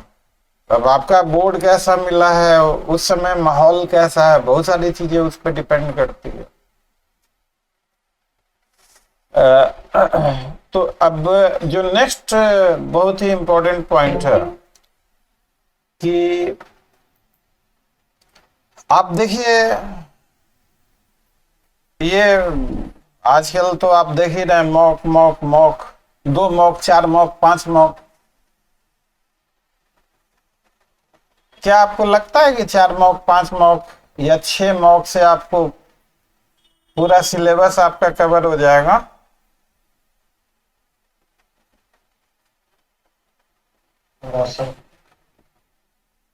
तो मेरे हिसाब से मॉक का ये मतलब नहीं होता कि सिर्फ आप ही आंसर दें। अगर मॉक में सही आंसर नहीं आप दे पा रहे हैं, और अगर आपको मॉक में सही आंसर और बेहतर आंसर नहीं बताया जाए, तो फिर ये मॉक यूजलेस है। अब जैसे मान लीजिए जो सवाल हमने पूछा उसके आंसर आपको बता, अगर उन सवालों के आंसर हम नहीं बताते, सिर्फ आप ही सुनते, तो इस तरह के क्लासेस का कोई रेलेवेंस किसी भी तरह से इस तरह की क्लासेज का कोई यूजफुलनेस बन सकता है? अगर आप गलत आंसर दे रहे हैं तो उसको ठीक करना होगा या नहीं करना होगा? जस्ट मैं एक ओपिनियन के तौर पे पूछ रहा हूं आपसे। करना होगा सर। तो हम लोगों ने डिसाइड ये किया है कि हर रोज रात के 9 बजे से आपका मॉक चलेगा, 1 घंटे का, 1.5 घंटे का, जितना भी समय का चले। 1 to 1 फोकस किया जाएगा। हमने जब खुल्लम खुल्ला कह दिया कि किसी भी चीज के लिए आप डायरेक्ट फोन उठाइए, डायरेक्ट मुझे कॉल कीजिए, मैं आपके लिए अवेलेबल हूं। You are my soul and heart. आप अपना 100% दीजिए ऑनेस्टली, और बाकी ऑलमाइटी की जो भी इच्छाएं होंगी उनकी दुआओं के बगैर कुछ नहीं हो सकता। तो जो भी ऑलमाइटी गॉड की इच्छाएं होंगी उसे कबूल ही करना है हम लोगों को। इसका कोई प्रेशर नहीं लेना है आपके लिए। देखिए, माइनर एक्ट की जिन बच्चे लोगों ने क्लासेज अटेंड करी है, अगर यहाँ पे अगर इस क्लास में अगर माइनर एक्ट वाले स्टूडेंट्स हैं तो बताइए, किसी ने अगर क्लासेज अटेंड करी माइनर एक्ट की, कैसी लगी क्लासेज? वो वीडियो क्या हेल्पफुल है? उससे एग्जाम पे क्या असर पड़ा आपका? सर मैंने पूरी क्लास अटेंड किया था आपका, 1 मंथ अप्रोक्सीमेट में क्लास करवाया था। मुझे रियली बताऊं तो मेरा एग्जाम में माइनर एक्ट बहुत अच्छा गया था, और सीआरपीसी अच्छा गया था, एविडेंस अच्छा गया था। सिर्फ आईपीसी में थोड़ी प्रॉब्लम हो गई थी मुझे, उसमें ज्यादा कॉन्फिडेंट नहीं था। लेकिन सर आपका जो है माइनर एक्ट बहुत ज्यादा हेल्प किया मुझे, अगर रियली आप सारे बच्चे लोग अगर माइनर एक्ट वाले उस बैच में नहीं है, हम भी मौसम बोल रहे हैं, माइनर क्लास के तो बहुत हेल्पफुल था सर। मैंने जी करते हैं आंसर कैसे फ्रेम करना है, और इसके अलावा कि कौन कौन से पॉइंट क्वेश्चन आपने डिस्कस किए थे, स्टार्टिंग फ्रॉम के डेट ऑफ एनैक्टमेंट तब से के बाद से जो फ्यूचर करेक्शन आप करने के बाद एलिजिबल आप तो कैसे प्रोसीड करेगा फिर और वो फाइन अमाउंट कितना क्या है जिसको कॉलेज कर सकते हैं, वो सब काफी है। प्रिया जी ने लिखा, your class has help a lot sir. देखिए, ठीक है, अच्छा लगता है अगर मान लीजिए मेरे प्रयास आपके लिए हेल्पफुल हो। मैं बाकी ऐसे बच्चे लोगों के लिए जो माइनर एक्ट की क्लासेस नहीं कर पाए उनको ये बताना चाहता हूं कि देखिए, आपसे किस सब्जेक्ट से क्या क्वेश्चन पूछा जाएगा मैं भी नहीं जानता। मैं मैक्सिमम क्या कर सकता हूं कि जो क्वेश्चंस हमेशा पूछे जाते रहे हैं, जो क्वेश्चन एक पर्टिकुलर इंटरव्यू के लिए बहुत ही फेवरेट क्वेश्चन है, बार बार पूछा जाता है, अमूमन हमेशा पूछा जाता है, उन क्वेश्चंस को तो हम सबसे पहले करेंगे, लेंगे। उसके अलावा अब आपसे वो क्वेश्चन पूछा जाएगा कि नहीं पूछा जाएगा ये किसी को नहीं पता। बेहतर आइडिया सिर्फ इतना है कि आप फुल सिलेबस की तैयारी कर लें। मैं भी ईश्वर से दुआ करूंगा कि थोड़ा टाइम आपको मिल जाए, डेट बढ़ जाए आगे। हमारा मॉक आज से शुरू हो चुका, और नेविका ने कहा sir kindly provide contact number. कुछ बच्चे लोगों के पास कॉन्टैक्ट नंबर नहीं होंगे, नए जुड़े हैं, मैं यहाँ मैसेज कर रहा हूँ। और ये एक और नंबर है हमारा 9262810582। ये मैसेज में आके आप इसे नोट कर लें। और माइनर एक्ट के लिए तो टेंशन नहीं है, एक बार आप रिवाइज कर लें और उसी टॉपिक से हम क्वेश्चंस पूछते जाएंगे। आईपीसी का कंप्लीट सीरीज बना हुआ है यूट्यूब पर, उन सारे वीडियोज को एक एक करके 2 बार 4 बार 5 बार, जब तक आपको बिल्कुल याद नहीं हो जाता वो एक वीडियो अपने आप में सारी चीजें एक जगह कंपाइल करके रखी हुई है।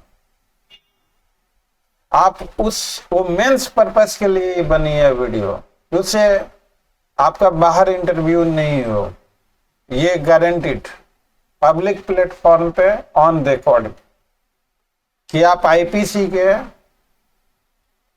उन वीडियोज को देख जाइए, उससे आपका काम चल जाना चाहिए। एविडेंस एक्ट का भी सीरीज है, तो 3 चीजें आपकी अच्छे तरीके से कवर हो गई। हम लोगों का यूट्यूब चैनल है, आईपीसी सीरीज करके है, एविडेंस एक्ट सीरीज करके है, बहुत सारे वीडियोज हैं उनमें, तो देख के अपना शॉर्ट नोट्स बना लीजिए। सिलेबस जितना जल्द से जल्द आप रिवाइज कर सकें उतना ही आपके लिए हेल्पफुल होगा।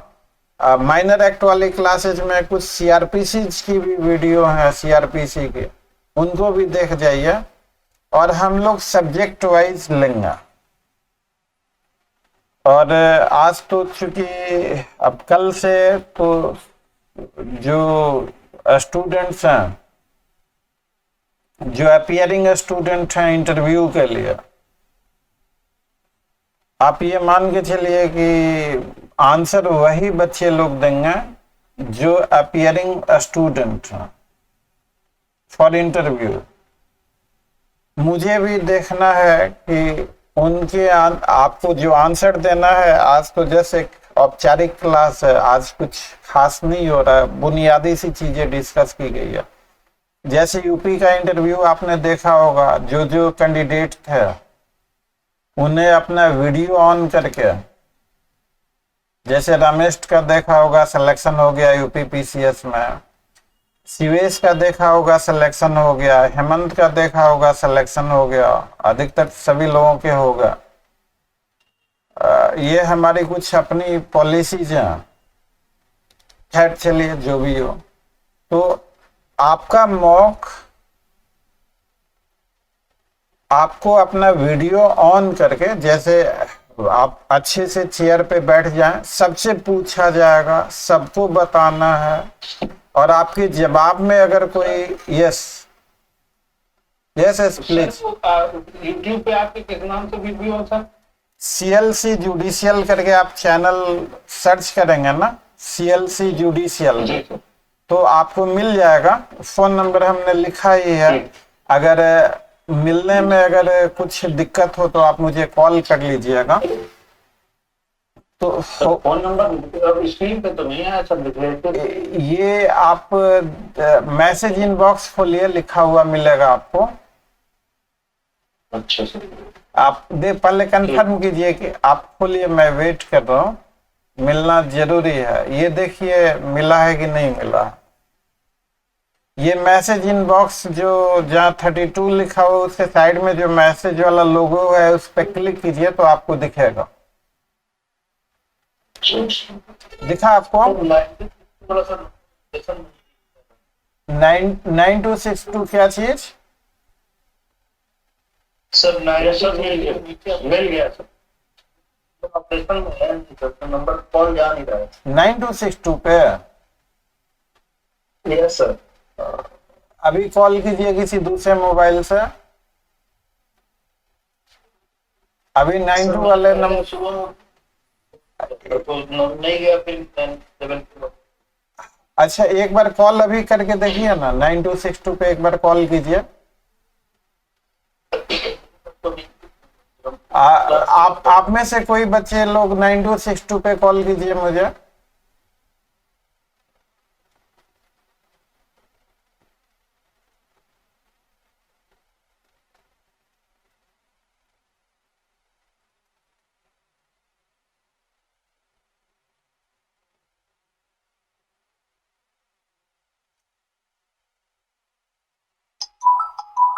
देखिए कॉल आ गया, तो ये कभी देखिए और भी बच्चे लोगों के कॉल आ रहे हैं,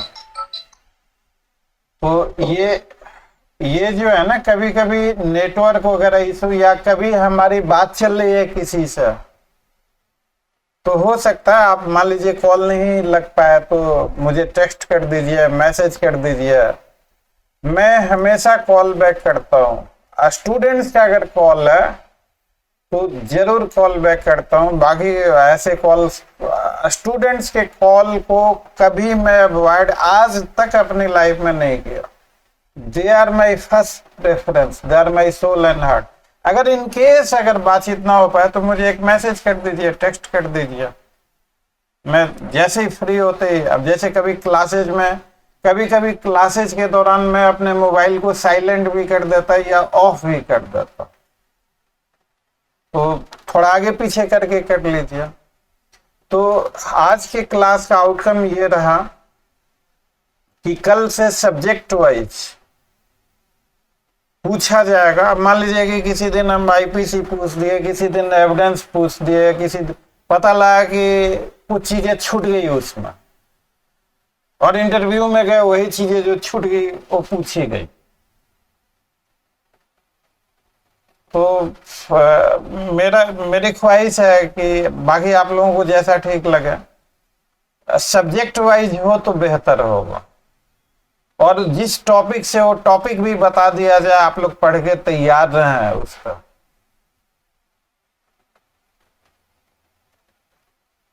सर एक डाउट था सर। जी जी जी।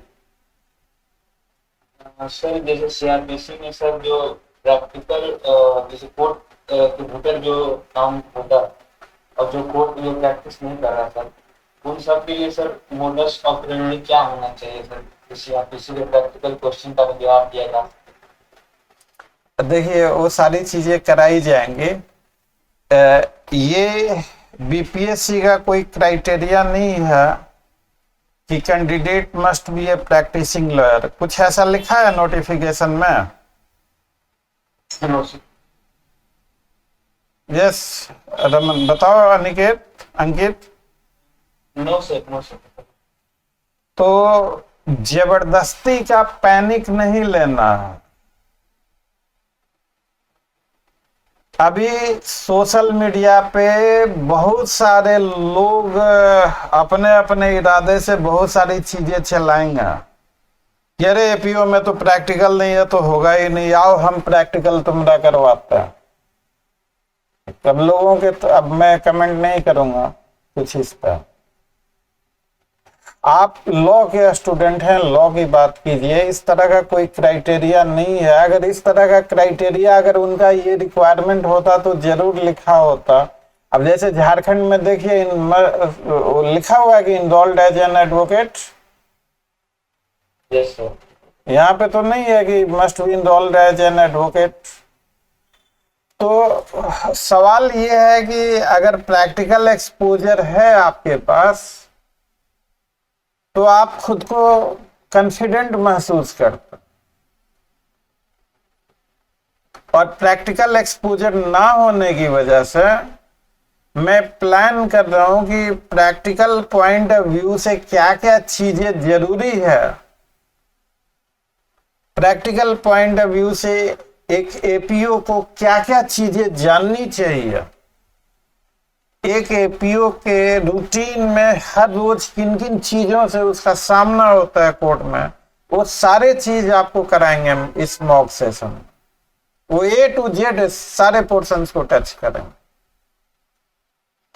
जो जिन्हें प्रैक्टिकल एक्सपोजर है उनके लिए बढ़िया, जिन्हें नहीं है उन्हें जानकारी हो जाएगी।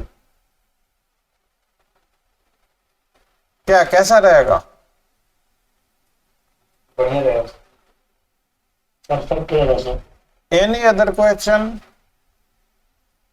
सर कल के लिए टॉपिक्स रिलॉट कर दीजिए अपने सब। वो कर देते हैं, वो लास्ट में करेंगे। अभी बच्चे लोगों के कल से हम नहीं बोलेंगे।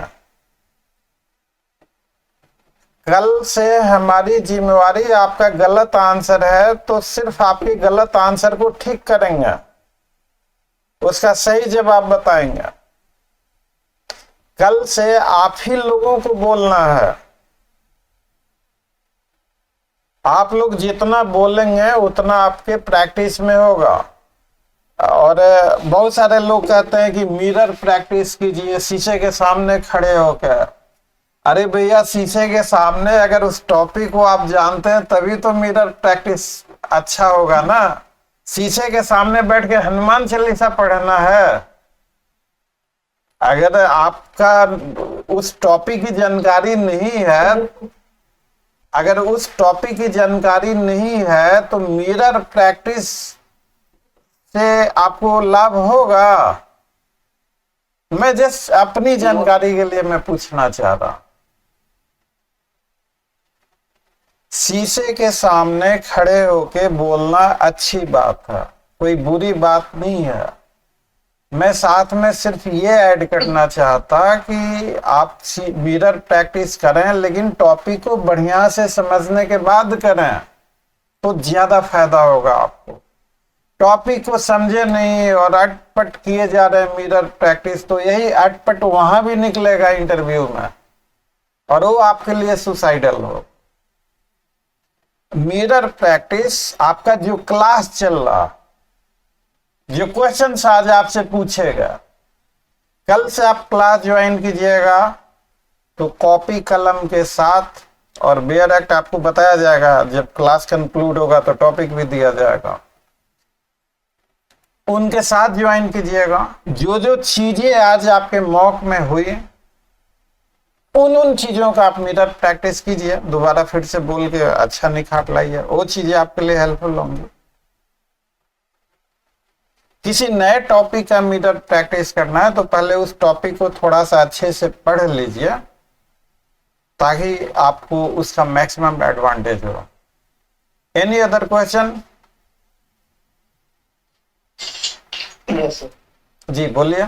सर एक क्वेश्चन का कमेंट करते हैं। जी जी सर जी। आज या तुम क्या चीज? और सर कैट भी रहेंगे उसमें, मुझे आवाज। कितने लोग का बोर्ड रहेगा इंटरव्यू के लिए? अमूमन तो 3 रहते हैं और एपीओ के नए सिलेबस से और 3 ही होने चाहिए अमूमन। और देखिए बीपीएससी क्या डिसाइड करती है। देखिए कितने लोग होंगे और कितने नहीं होंगे,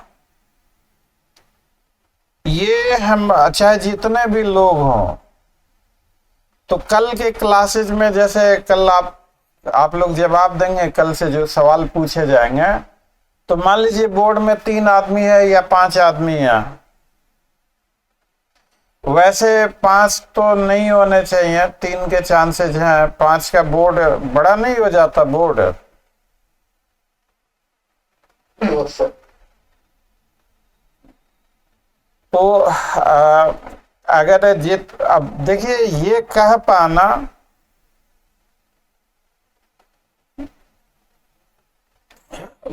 थोड़ा डिफिकल्ट है। नॉर्मली 3 रहते हैं, लेकिन ऐसा कहीं लिखत तो नहीं है कानूनी रूप से कि 3 ही रहेंगे, 3 से कम नहीं रहेंगे या 3 से ज्यादा भी नहीं रहेंगे। तो ये सारी चीजें ठीक है, क्यूरियोसिटी के लिए अच्छी बात है, लेकिन इन सारे चीजों में ज्यादा इन्वॉल्व नहीं होना है। जो भी रहेंगे देखा जाएगा। आपको सिर्फ इतना करना है कि मान लीजिए बोर्ड की आपको मान लीजिए कि आपके जो फ्रंट में बैठे हुए हैं उन्होंने सवाल पूछा, तो जिन्होंने सवाल पूछा उनकी तरफ मुखातिब होके आपको जवाब देना है।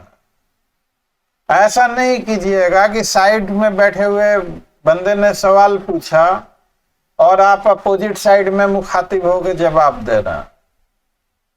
और एक बहुत ही इंपॉर्टेंट चीज, आप अगर बोल रहे हैं कुछ और आपकी बात कोई बीच में काट दे, आपको कैसा लगेगा? ईमानदारी से बताइए।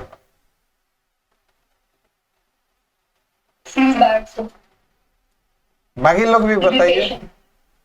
अगर आप कहीं कुछ बोल रहे हैं और आपकी बात कोई बीच में काट दे तो आपको कैसा लगेगा?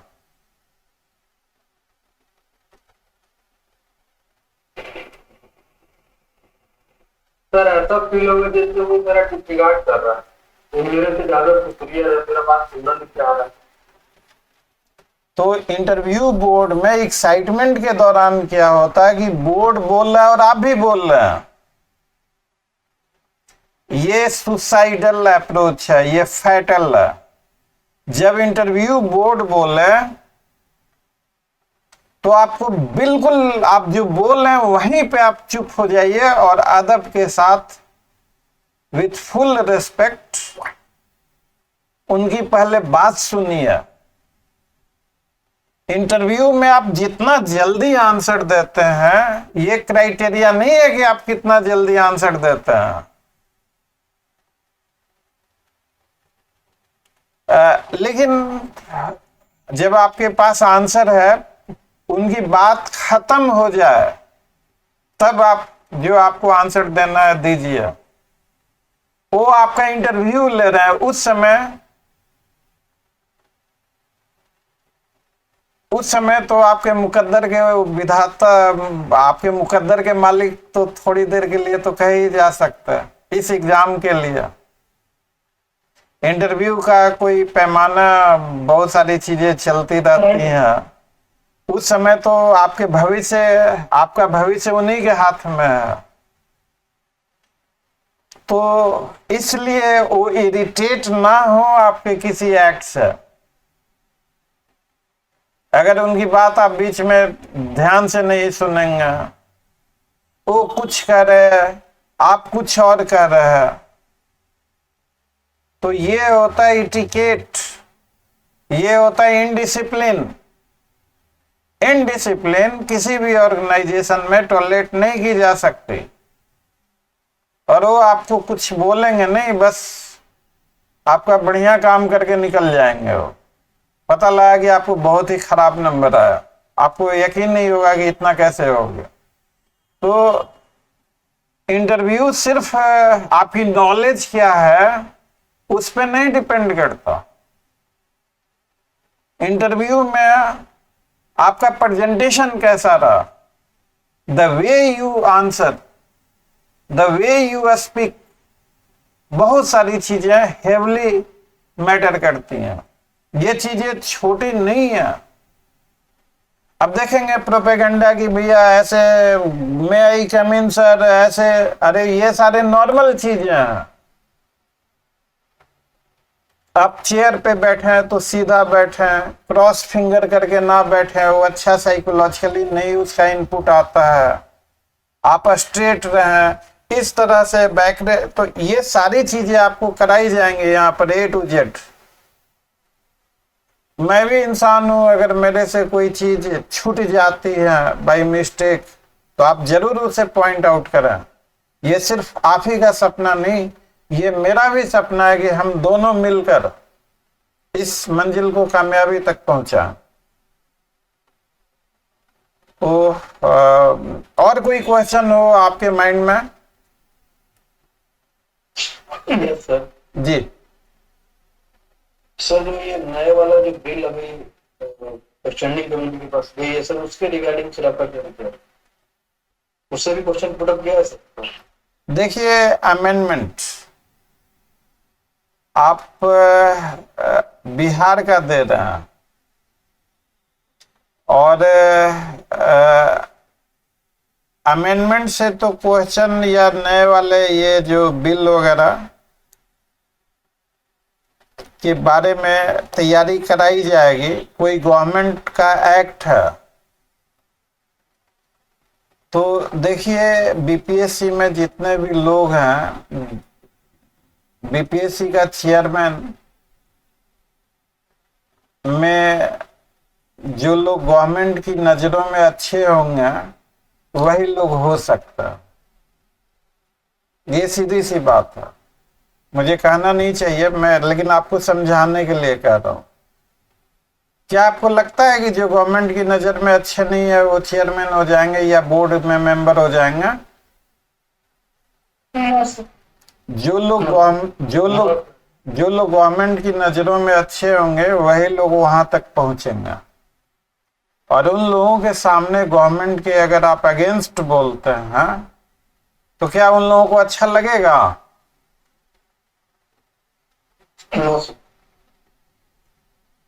ये आपका कॉमन सेंस। तो आपको क्या करना है कि एक स्मार्ट आंसर देना है, ना गवर्नमेंट को क्रिटिसाइज करना है, ना गवर्नमेंट को उस तरीके से अप्रिशिएट करना है। आपका नपा तुला जवाब कि सर बिल तो ऐसा हुआ है और समय के साथ साथ कानून में बदलाव जरूरी होते हैं। अब वो प्रोसीजर्स किस हद तक हेल्पफुल होंगे, लॉ कमीशन ने रेकमेंड किया है, तो स्वाभाविक है कि उन्होंने कुछ सोच समझ के ही किया होगा। अभी it would be too early to see the consequences. एक छोटा सा आंसर देके अब भी उस बारे में डिटेल से नहीं कही जा सकती, और बाकी कि क्या क्या अमेंडमेंट प्रपोज किए गए हैं, क्या क्या नए प्रोविजन लाए गए हैं, आपसे अब आज किसी से मेरी चर्चा हो रही थी, कहीं पे कहा कि भैया ये जो इंडिया डेट इज भारत वो बदल के भारत डेट इज इंडिया। अभी ये चल रहा है ना, India that is Bharat, Bharat that is India. News में देख रहे हैं आप। इंडिया नाम हटा देना चाहिए, इंडिया नाम हटा देना चाहिए, भारत नाम रखना चाहिए। तो एपीओ लेवल के इंटरव्यू में इस तरह की चीजें नहीं होनी चाहिए। इस तरह की चीजें यूपीएससी वगैरह का आप इंटरव्यू दे रहे हैं तो वहां के लिए ठीक है, लेकिन इन केस अगर पूछा जाए तो आप कह सकते हैं कि सर इसके दो पहलू हो सकते हैं। कुछ लोग इससे सहमत हो भी सकते हैं, कुछ लोग इससे असहमत भी हो सकते हैं। रही बात की government with in the limit of constitution ये कर रही है या नहीं कर रही है, ये करने से फायदे और नुकसान क्या होंगे अभी जल्दबाजी होगी। अगर अभी it's too early to say anything. मेरी दिन में बातचीत हो रही थी तो मैं अब ऐसे इस तरह के पॉलिटिकल चीजों का मेरा कोई इंटरेस्ट नहीं है। मेरे को लगे जस्टिफाई करना। हम कहे ठीक है भैया, India that is Bharat, Bharat that is India. ये ग्रांड विस्तारा क्या वो बनाया हुआ नए पार्लियामेंट वाले को, जो 3 किलोमीटर सेंट्रल विस्टा, हाँ सेंट्रल विस्टा। तो हमने कहा कि भैया इसे भारतीय हो जाएगा, सेंट्रल विस्टा जो है हमारे ऋषि मुनियों ने बनाया है, उसे बहुत बुरा लग गया। हालांकि मेरा कमेंट करने का इरादा नहीं था उस पर कुछ।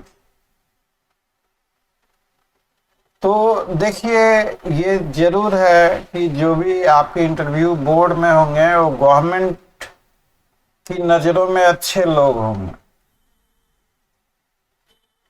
और जो लोग गवर्नमेंट की नजरों में अच्छे हैं तो स्वाभाविक है कि उनकी गवर्नमेंटल सिंपैथी भी होगी। अगर उस सिंपैथी पे आप चोट करेंगे तो फिर अंजाम आप खुद समझिए क्या होगा आपका अंजाम। तो ऐसे इन हालातों में खुद को बचाना है। कोई उस इंटरव्यू एक ऐसी जगह नहीं है कि आप स्कॉलर बन गए और आपके कोई मान लीजिए कि आप स्कॉलर भी है तो क्या इंटरव्यू बोर्ड आपके टैलेंट को रिकॉग्नाइज करेगा कि आप बहुत जीनियस हैं? No sir. इंटरव्यू बोर्ड का सिर्फ ये काम है कि इस जॉब प्रोफाइल के लिए आप सुटेबल हैं कि नहीं सुटेबल। और इंटरव्यू बोर्ड में हमेशा जरूरत से ज्यादा नहीं बोलना। अगर आप जरूरत से ज्यादा बोलेंगे तो कहा नहीं जा सकता। आपको अगर बोर्ड अगर लिबरल है, बोर्ड को लगता है कि नहीं ये बच्चा जल्दी सरेंडर नहीं करने वाला है, अच्छा बच्चा है, उनकी चॉइस पे है। कभी कभी आप देखेंगे कि बोलने वाले को थोड़ा अच्छे नंबर मिल गया, जो चुप उनको कम। तो ये कहना बड़ा, लेकिन खुद को उन हालातों से बचाना, जबरदस्ती का इन्वॉल्व नहीं हो जाना। तो ठीक, अब तो कोई डाउट अगर किसी को है तो जल्दी से पूछ लीजिए। Any question, anything else upon you, because you are the candidate, you best know what you require.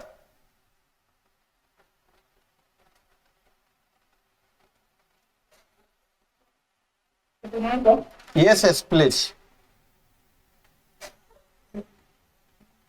So, आप नेक्स्ट में इंटरव्यू कैसे बैलेंस करेंगे? एक बार फिर से बोलिए, आवाज में शायद नेटवर्क में कुछ दिक्कत है, फिर से बताइए, मैं समझ नहीं पाया। बिहार जुडिशरी में और साथ में बिहार एपीओ इंटरव्यू को कैसे बैलेंस करके उनके चले से? देखिए, बिहार जुडिशरी के इंटरव्यू में और एपीयू के इंटरव्यू में मैनेज करना, बिहार जुडिशरी का सिलेबस कुछ और है। बिहार जुडिशरी में आईपीसी नहीं है, लेकिन आईपीसी से सवाल पूछे जाता है। बिहार एपीयू में आईपीसी आपका सबसे वाइटल पेपर है। एक एपीओ से प्रैक्टिकल एक्सपोजर की उम्मीद की जा सकती है, हालांकि प्रैक्टिकल एक्सपोजर हो ऐसा कोई क्राइटेरिया नहीं है, ना कोई ऐसा प्रेफरेंस। तो बिहार जुडिशरी का इंटरव्यू और बिहार एपीओ का इंटरव्यू, दोनों का जॉब प्रोफाइल अलग अलग है। तो interview is directed in tune with the job profile. एक जुडिशियल ऑफिसर की अलग रिस्पॉन्सिबिलिटीज है, एक एपीओ की एक अलग रिस्पॉन्सिबिलिटीज है। तो एग्जैक्टली ये कहना कि बिहार जुडिशियरी का जो इंटरव्यू है वो बिहार एपीओ, और ये मेरे हिसाब से उतना प्रॉपर नहीं होना चाहिए। आप बिहार एपीओ का दे रहे हैं तो बिहार एपीओ पे स्पेशल फोकस करें। बहुत सारे प्रोसीजर के क्वेश्चन, या अब जुडिशरी में तो आपको, अब देखिए, अब सिलेबस जिस हिसाब से उन लोगों ने बनाया है, अब एक मजिस्ट्रेट बगैर आईपीसी के, लेकिन आईपीसी को रखा ही नहीं गया है बिहार जुडिशरी में। अब क्या कहें इसको, एडमिन लॉ, कंपनी लॉ, ये सारे सब्जेक्ट रखे गए हैं, आईपीसी नहीं रखा गया। आप पर्सनली एग्री या डिसएग्री कर सकते हैं, लेकिन इनका सही जवाब दे पाना पॉसिबल नहीं है। तो एग्जैक्टली तो ये पॉइंट आउट कर पाना कि बिहार जुडिशरी और बिहार एपीओ के इंटरव्यू में क्या डिफरेंसेज होंगे, एग्जैक्ट आंसर तो शायद ही हो किसी के पास, मेरे पास भी नहीं है। आपको बस अपनी तैयारी, एपीओ का जो सिलेबस है उसके हिसाब से करें। अगर आपने किसी सब्जेक्ट में एलएलएम किया हुआ है या कोई और आपके पास एडिशनल क्वालिफिकेशन है तो उसकी जरूर तैयारी, मतलब this is what we can best do. और कुछ, शायद आपका यही था क्वेश्चन कि बिहार एपीओ और बिहार जुडिशरी के इंटरव्यू में डिफरेंस क्या?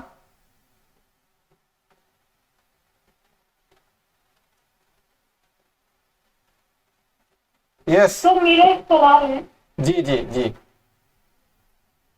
तो सवाल ये है कि फॉर्म फिलअप करते समय मैंने एलएलएम का उसमें कहीं पे भी जिक्र नहीं किया है, जी, जबकि मेरा एलएलएम कंप्लीट था। तो क्या इसके लिए बताना सही रहेगा वहाँ पे, अगर अगर वो पूछते हैं कि हाँ आपने एलएलबी के बाद क्या किया?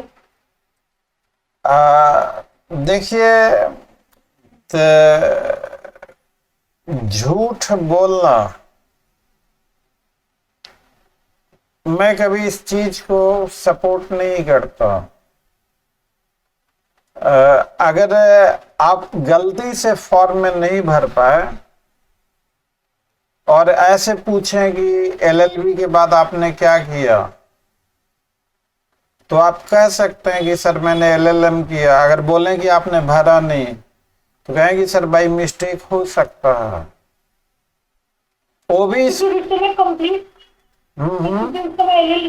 कंप्लीट नहीं करेगा। तो आप अगर ये सवाल पूछा जाए कि क्यों नहीं भरा, तो आप कह सकते हैं कि सर उस समय कंप्लीट नहीं था मेरा, इसलिए मैं नहीं भर पाई। मतलब कम से कम आप ट्रूथफुल हैं, ये चीज अप्रिशिएट की जाएंगी। और अगर कोई चीज आप झूठ बोल रहे हैं, तो कोई चीज अगर झूठ है, गलत है, तो उसको इंटरव्यू बोर्ड कितना टॉलरेट करेगा वो आप तय कीजिए। तो मेरे हिसाब से इंटरव्यू में हम इस तरह काबिल नहीं है कि झूठ बोल के गुजर जाएं, वहां से पचा लें उसे।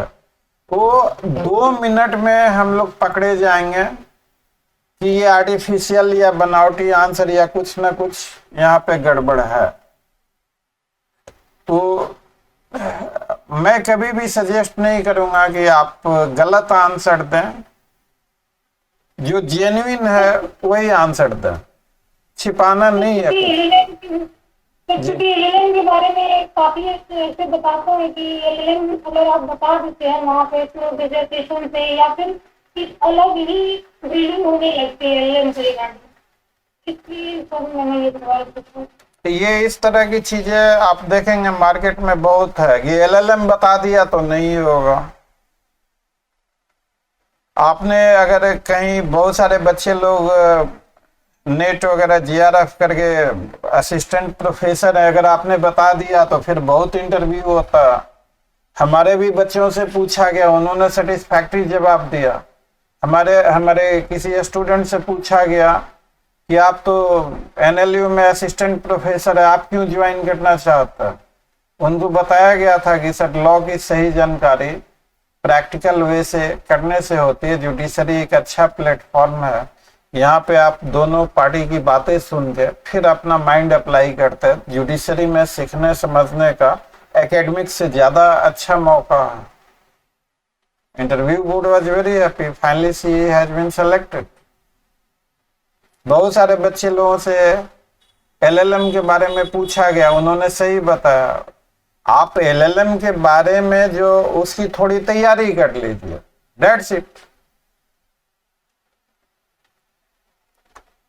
अगर मान लीजिए कि एलएलएम के बारे में अगर आप छुपाने का सोचते हैं, तो एक निगेटिव प्रेशर आपके माइंड पे काम करेगा। आप भयभीत रहेंगे कि पकड़े तो नहीं जाएं, और आपका इंटरव्यू अफेक्टेड होगा और नेचुरल जो चीजें हैं वो आने के चांसेस थोड़े कम होंगे।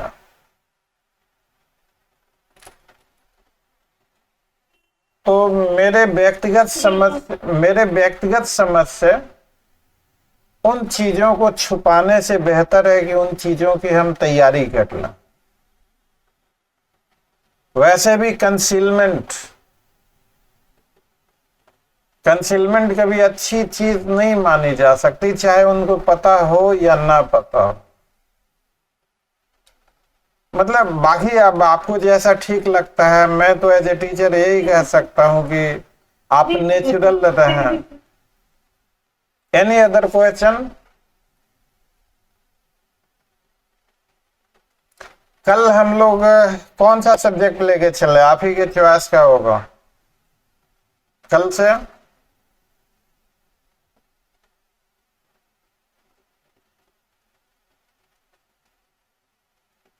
बताइए चलिए। एविडेंस है मंटू का पॉक्सो। अब बहुत सारे अब ओपिनियंस आ रहे हैं, अब किसकी बात मानी जाए। सब्जेक्ट तो एक ही हम लोग लेके चले ताकि फोकस कर सकें। बच्चे लोगों के कमेंट आ रहे हैं एविडेंस एविडेंस। वीडियो के लिहाज से सबसे इम्पोर्टेंट सब्जेक्ट इसी से स्टार्ट किया है, बेहतर है। अब देखिए सामने स्क्रीन पे आ रहे हैं बहुत सारी चीजें। देखिए सीआरपीसी,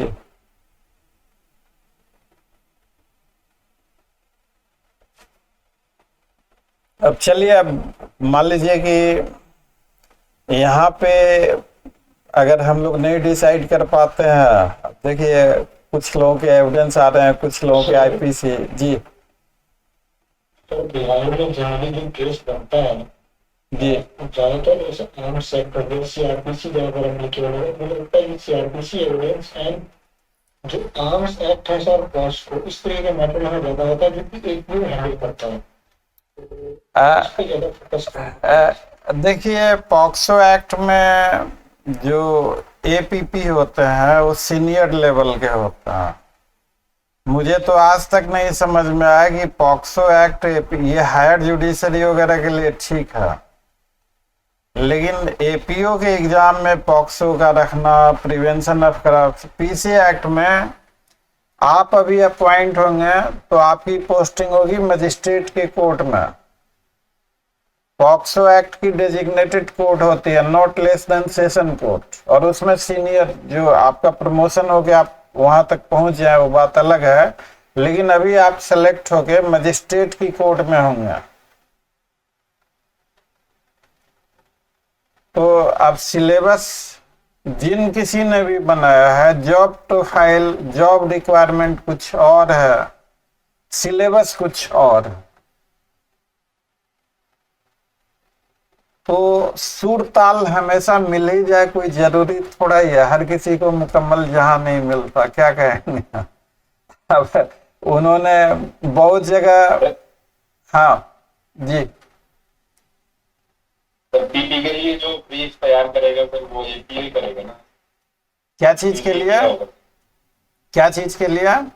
सर पीपी के लिए हम्म, पब्लिक प्रोसिक्यूटर के लिए जो ब्रीफ तैयार करेगा सर, जो केस वगैरह तैयार करेगा तो वो एपीपी करेगा ना। पब्लिक प्रोसिक्यूटर के लिए जो ब्रीफ वगैरह है वो डायरेक्ट आईओ से होता है। IO is the best person to know each and every detail of the case. एक आप देखेंगे कोर्टों में वैसे गवर्नमेंट की तरफ से नहीं है ऐसा कुछ, लेकिन कई सारे पीपीज अपने जूनियर वगैरह को भी रखते हैं उसे कुछ सिखाने समझाने के लिए, कि उससे ब्रीफ करवाने के लिए। दैट इज अनऑफिशियल, ट्रेनिंग के पर्पज से वो रख सकते हैं, लेकिन इस तरीके से अब जो सीनियर पीपी को जो ब्रीफ तैयार करना है, दैट इज, और भी उनके पैनल, आप नए फ्रेशर हैं, उन एक्ट का ब्रीफ आपसे नहीं तैयार, आपको एकदम छोटी छोटी सारी चीजें दी जाएंगी। एक्साइज एक्ट होता तो हम मान भी सकते थे कुछ हद तक, तो आर्म्स एक्ट चलिए ठीक है, लेकिन पॉक्सो एक्ट का जहां तक बात है, प्रिवेंशन ऑफ करप्शन, ये सारे एक्ट, SC/ST एक्ट की जहां तक बात है, तो इसका इस लोअर लेवल पे किसी तरह का न जॉब प्रोफाइल से ये मैच करता न रिक्वायर। लेकिन अब क्या, अब मैचिंग कहाँ, एक मजिस्ट्रेट वगैरह आईपीसी के क्या करेगा कोर्ट में? अब जुडिशरी में आईपीसी नहीं रखा तो इसको मैचिंग कहेंगे। एक मजिस्ट्रेट एडमिन लॉ, एक मजिस्ट्रेट कंपनी लॉ। तो देखिए अब सिलेबस जो लोग फ्रेम करते हैं, अब भाई उनकी विजडम क्या रही, बेहतर वही बता पाएंगे। हम लोगों के पास क्या ऑप्शन, क्या जो है वो तैयार करना, we don't have any choice. हम लोग, मैं उनको क्रिटिसाइज भी नहीं कर रहा, अरे भैया उनको एक सिलेबस जो उन्होंने ठीक समझा उन्होंने फ्रेम कर दिया। अब उनका क्या लॉजिक रहा था फ्रेम करने के पीछे, अब बेहतर जवाब उन्हीं से आ पाएगा, हम तो नहीं दे सकते। तो अब देखिए, अब मान लीजिए कि आपका कोई काम पॉक्सो एक्ट में नहीं होगा, इट डजंट मीन कि पॉक्सो एक्ट से नहीं क्वेश्चन पूछे जाएंगे। कौन से एक्ट से पूछे जाएंगे, तो उस समय का एटमॉस्फेयर और इन्वायरमेंट क्या है, उस समय के हालात क्या है, उन चीजों पे डिपेंड करता है। पहले से उन चीजों को प्री जज कर पाना, it is very very difficult. मेरे पास इसका कोई सेटिस्फैक्ट्री आंसर नहीं है, to be very frank and honest. तो मैं आपसे गुजारिश करूंगा कि एज मच एज पॉसिबल जो भी हो सके, और इंटरव्यू के लिए पैनिक नहीं करना है। बहुत छोटे छोटे बहुत आसान आसान टाइप के क्वेश्चंस होते हैं। आप अगर पैनिक करेंगे कि ये अरे बहुत ही स्मूथ इंटरव्यू होता है, बहुत ही आसान इंटरव्यू होता है, केवल आप बेसिक्स कर लें, दैट्स इट। तो इसका पैनिक बिल्कुल ना करें। और इतनी बड़ी बात हमने कह दी कि कभी भी अगर आप लो फील करें, आपको हमारे हेल्प की जरूरत है। You are my soul and heart, students are always. मैं अगर आपके किसी काम आ सका, मुझे बहुत खुशी होगी। तो मेरे छोटे से प्रयास से अगर आपका सपना सफल हो जाता तो I would be very happy person. तो इसलिए never hesitate in calling me in case you require. Number भी हमने दे ही दिया। कल हम लोग let us begin with evidence act. थोड़ा सा टेक्निकल है। एविडेंस एक्ट तैयार करके हम लोग 1 बाय 1 एक बार एविडेंस एक्ट कर लें, फिर दूसरे एक्ट को शुरू करेंगे। और मेरे हिसाब से 2 4 5 आपने सेशन कर लिया, that is not going to help you. 2 4 mock हो गया। मॉक जितना ज्यादा से ज्यादा हो सके। मान लीजिए कि आपको बोलने का मौका नहीं मिला, लेकिन सही आंसर आप सुन तो रहे हैं, सही आंसर आप लिख तो रहे हैं, तो ये चीजें आपको बहुत हेल्पफुल होंगी। और सेकेंडली, आप कैंडिडेट हैं, आपके हिसाब से और क्या होना चाहिए। I love to learn from you. अगर आपको कुछ लगता है कि कुछ और भी चीजें होनी चाहिए, तो कभी भी हेजिटेट मत कीजिए, मुझे डायरेक्ट बताइए कि सर ये भी होना चाहिए। अगर आपकी बात सही और उचित है तो I am bound by it. मैं I shall definitely fulfil whatever the requirement there is. तो इन्हीं शब्दों के, अरे 9 10 40 1 घंटा 40 मिनट हम लोग बैठ गए, पता भी नहीं लगा। हमें लगा कि क्या काफी टाइम हो गया। चलिए, एनीवे, कोई डाउट तो नहीं है। Never go away with doubt, ये पहला नियम। आपको डाउट हो किसी भी तरह का, उसी वक्त। हमारे यहाँ नियम कायदे कुछ और हैं। हम हमेशा अपने स्टूडेंट को प्रमोट करके उनसे पूछते कि भैया जी कोई सवाल, कुछ भी, कोई भी, एनीथिंग, मोस्ट वेलकम। अगर बच्चे लोगों का डाउट ही क्लियर ना हो पाए तो फिर इंस्टीट्यूशन का कोई फायदा नहीं। बच्चे लोग सवाल पूछें, उन सवालों के जवाब आने चाहिए, सही आंसर आना चाहिए। तो यस, कुछ कह रहे थे मैं बीच में। Yes yes please. तो अगर लोग पूछते हैं कि आप क्यों बनना चाहते हैं एपीओ, इसका आंसर कैसे तैयार करें? आप इसका आंसर कि APO is also a better job, social recognition है, सैलरी भी अच्छी है, फाइनेंशियल स्टेबिलिटी है। आज के डेट में अगर जॉब मिल पाना, आई एम सेटिस्फाइड विथ। क्यों एपीओ बनना चाहते हैं, एपीओ ही क्यों बनना चाहते हैं, तो आप कह सकते हैं कि there is no special reason. As a student मैं ट्राई कर रही हूँ, अगर मैं सक्सेसफुल हो जाती हूँ तो सर्टेनली एक अचीवमेंट होगा मेरे लिए। आप यहाँ पे कोई फिल्मी कहानी बना के एपीओ ये होता है, एपीओ वो होता है, आप उनको बरगला नहीं सकते। अगर ये दिमाग में ख्याल है कि इंटरव्यू बोर्ड को आप बरगला देंगे तो ये सबसे बड़ी बेवकूफी होगी। आप जज क्यों बनना चाहते हैं? प्रेस्टिजियस है, सोशल रिकॉग्निशन है। एज ए लॉ स्टूडेंट मेरे पास मौका है, अगर मैं सक्सेसफुल हो जाती हूँ तो मेरे को बहुत सेटिस्फैक्शन मिलेगा। आप ऐसे क्वेश्चंस का कोई फिल्मी आंसर देने से बचिए कि मुझे वहां से प्रेरणा मिली, मैंने वो ऐसे आंसरों से उनको मिसगाइड नहीं कर सकते आप। कोई भी नहीं कर, मैं भी नहीं कर सकता। Nobody can misguide them. APO क्यों बनना चाहते हैं, इसका और बेहतर से बेहतर आंसर क्या होगा हम आपको बताएंगे आगे के क्लासेस में। कि अगर एपीओ नहीं बने तो, अगर एपीओ बन गए तो आप क्या करेंगे कोर्ट में? पहले दिन आप कानून व्यवस्था को कैसे चेंज करेंगे? ऐसे में भी तमाम, हालांकि पूछे जाएंगे कि नहीं पूछे जाएंगे, और वो भी आपसे या किससे ये कह पा, लेकिन ऐसे सवालों के लिए आप देखिए एपीओ की जिम्मेवारी है कानून व्यवस्था की। और आप भाषण देने लगे मैं तो ये आपकी बेवकूफी है, और ये बेवकूफी भरा आंसर आप दे रहे हैं कि आप ये कर बैठेंगे वो कर बैठेंगे। आप कहिए कि सर कानून के दायरे में रहते हुए जो भी मेरे से पॉसिबल होगा मैं अपना सर्वोत्तम से सर्वोत्तम देने का प्रयास करूंगा।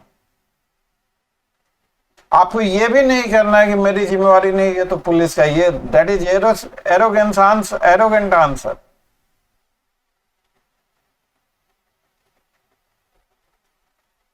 आपसे पूछे कि आप फर्स्ट दिन एपीओ बन के कोर्ट में जाएंगे तो क्या करेंगे, तो उसका अच्छा जवाब कि मैं अपने पेरेंट्स, अपने फैमिली जिन्होंने मेरी कामयाबी की दुआएं की, उन सबों को तहे दिल से शुक्रिया अदा करूंगा और कोशिश करूंगा कि एपीओ के एक्सपेक्टेशंस के अनुरूप अपना 100% दे सकूं। फिल्मी कहानियों से और रटी रटी कहानियों से अगर ये बिल्कुल दिमाग से निकाल दीजिएगा कि आप फिल्मी कहानी सुना के और डायलॉग बाजी करके वहां इंप्रेस कर जाए, वो सबसे बड़ी बेवकूफी होगी आपकी। जो नेचुरल चीजें हैं, स्वाभाविक है कि आप मान लीजिए कि पहले दिन आप फूट जाते हैं, ये आप कहते हैं कि भाई जिन्होंने आपके सफलता की दुआएं की उनका तहे दिल से शुक्रिया एक बार फिर करेंगे। एपीओ की जो रिक्वायरमेंट है एक्सपेक्टेशंस, उसके लिए आप 100% आप देंगे। आप कोई बहुत बड़े वो नहीं हो गए कि पहले दिन जाएंगे तो बहुत बड़ी रेस्पॉन्सिबिलिटी की चाबी आपको दी जा रही है। तो अननेसेसरी आंसर से और इरिटेटिंग आंसर से आप खुद को जितना दूर रख सकें उतनी ही समझदारी हो। अब तो देखिए ना, बहुत सारे लोग बता के भी और वीडियो भी रिकॉर्ड करके डाल रहे हैं कि हम तो पहले दिन ये करेंगे, हम तो जज ऐसे बनना चाहते हैं। अब मैं किसी पे कोई कमेंट नहीं करना चाहता, ये उनकी समझदारी है, ये उनकी एक अलग राय हो सकती है, लेकिन मेरे विचार से वो सारी चीजें ठीक नहीं है। Any other question? सर अगर मैं पूछते हैं कि आप जुडिशरी में प्रिपरेशन कर रही हैं और आप अगर एपीओ में सेलेक्ट हो जाते हैं और उसके बाद आपका जुडिशरी में भी सिलेक्शन हो जाता है, तो फिर आप एपीओ में क्यों सेलेक्ट करें? आप कहेंगे कि सर भविष्य कौन जानता है, जो चीजें a bird in hand is better than two in bush. अगर अभी मुझे फिलहाल एपीओ मिल रहा है तो मेरे लिए अचीवमेंट होगा, कल को मैं जुडिशरी में जाऊंगी कि नहीं जाऊंगी, दिस इज टोटली अनसर्टेन। क्या पता पीटी ही ना हो पाए, क्या पता फाइनल सिलेक्शन नहीं हो पाया। तो आप ये बोलेंगे, अगर वो फिर आगे को आपसे पूछते हैं तो क्या आप एग्जाम नहीं देंगे जुडिशरी का, तो आप कहेंगे कि सर वैसे ये जॉब ऐसा नहीं है कि इसे अनसेटिस्फाइड होने का ओकेजन। एपीओ जो कल को क्या होगा वो चीजें अनसर्टेन है। मुझे भी इनफैक्ट नहीं पता कल को मेरी मेंटल स्थिति क्या होगी कि मैं जुडिशरी दूं आगे या ना दूं। ये सब नौटंकी नहीं करना है कि जो एपीओ अच्छा है, एडीजे नहीं, ये सारे गलत हो जाएंगे। आपको ये तो ये आपका एक नेचुरल, आप कहेंगे नहीं नहीं सर हम बॉन्ड भर देते, हम नहीं, हम अंडरटेकिंग दे देते, अंडरटेकिंग लिख के दे सकते, ये सारे बेवकूफ़ी भरे आंसर हैं। इन सारे क्वेश्चनों का रियाज कराया जाएगा, पूछा जाएगा आपसे। आप देखिए कोई बाइंडिंग है कि आप एपीओ ज्वाइन करके नहीं छोड़ सकते? आपका राइट है या नहीं है कि आप जब चाहें तब छोड़ सकते हैं, किसी दूसरे जगह जा सकते हैं? क्या उनकी ये जिम्मेवारी है इंटरव्यू बोर्ड की कि जो बच्चे ज्वाइन करें वो ना छोड़ें? प्राइवेट ऑर्गेनाइजेशन है, ये सारी चीजें प्राइवेट ऑर्गेनाइजेशन में होती हैं। ये गवर्नमेंट ऑर्गेनाइजेशन, आपको फ्रीडम है, तो आपको कुछ उस तरीके का आंसर नहीं देना, आपको लॉजिकल आंसर देना है। यस और नो इस तरीके से नहीं बोलना है मूर्खों की तरह। आपको सीधा कहना है कि सर वो कल की बातें अनसर्टेन है, कल को क्या होगा आज कहना बड़ा मुश्किल है। हम आपका इसका रियाज कराएंगे, इसके लिए आप बिल्कुल निश्चिंत रहें। Any other question? आज के लिए तो चलिए, आज अब 2 घंटे होने जा रहे हैं। मुझे भी अच्छा लग, टॉपिक एविडेंस में, हाँ एविडेंस में शुरुआती होगा आपका सेक्शन 1 to 10 करेंगे। टीआईपी जरूर कीजिएगा, टीआईपी एक्सट्रीमली इंपॉर्टेंट है। आप टीआईपी रजिस्टर सेक्शन 6, 7, 8 रेलिवेंसी, कौन से फैक्ट रेलिवेंसी का लॉ क्या है, एविडेंस एक्ट का नेचर क्या है, एक्सक्लूसिव है, इंक्लूसिव है, किस तरीके का है एविडेंस एक्ट, एडजेक्टिव लॉ क्यों कहते हैं एविडेंस एक्ट को, तो ये सारे तमाम क्वेश्चन होंगे। आप सेक्शन 1 to 10 तैयार रखिएगा। तो ठीक है फिर, thank you very much for attending the class, see you tomorrow, good night.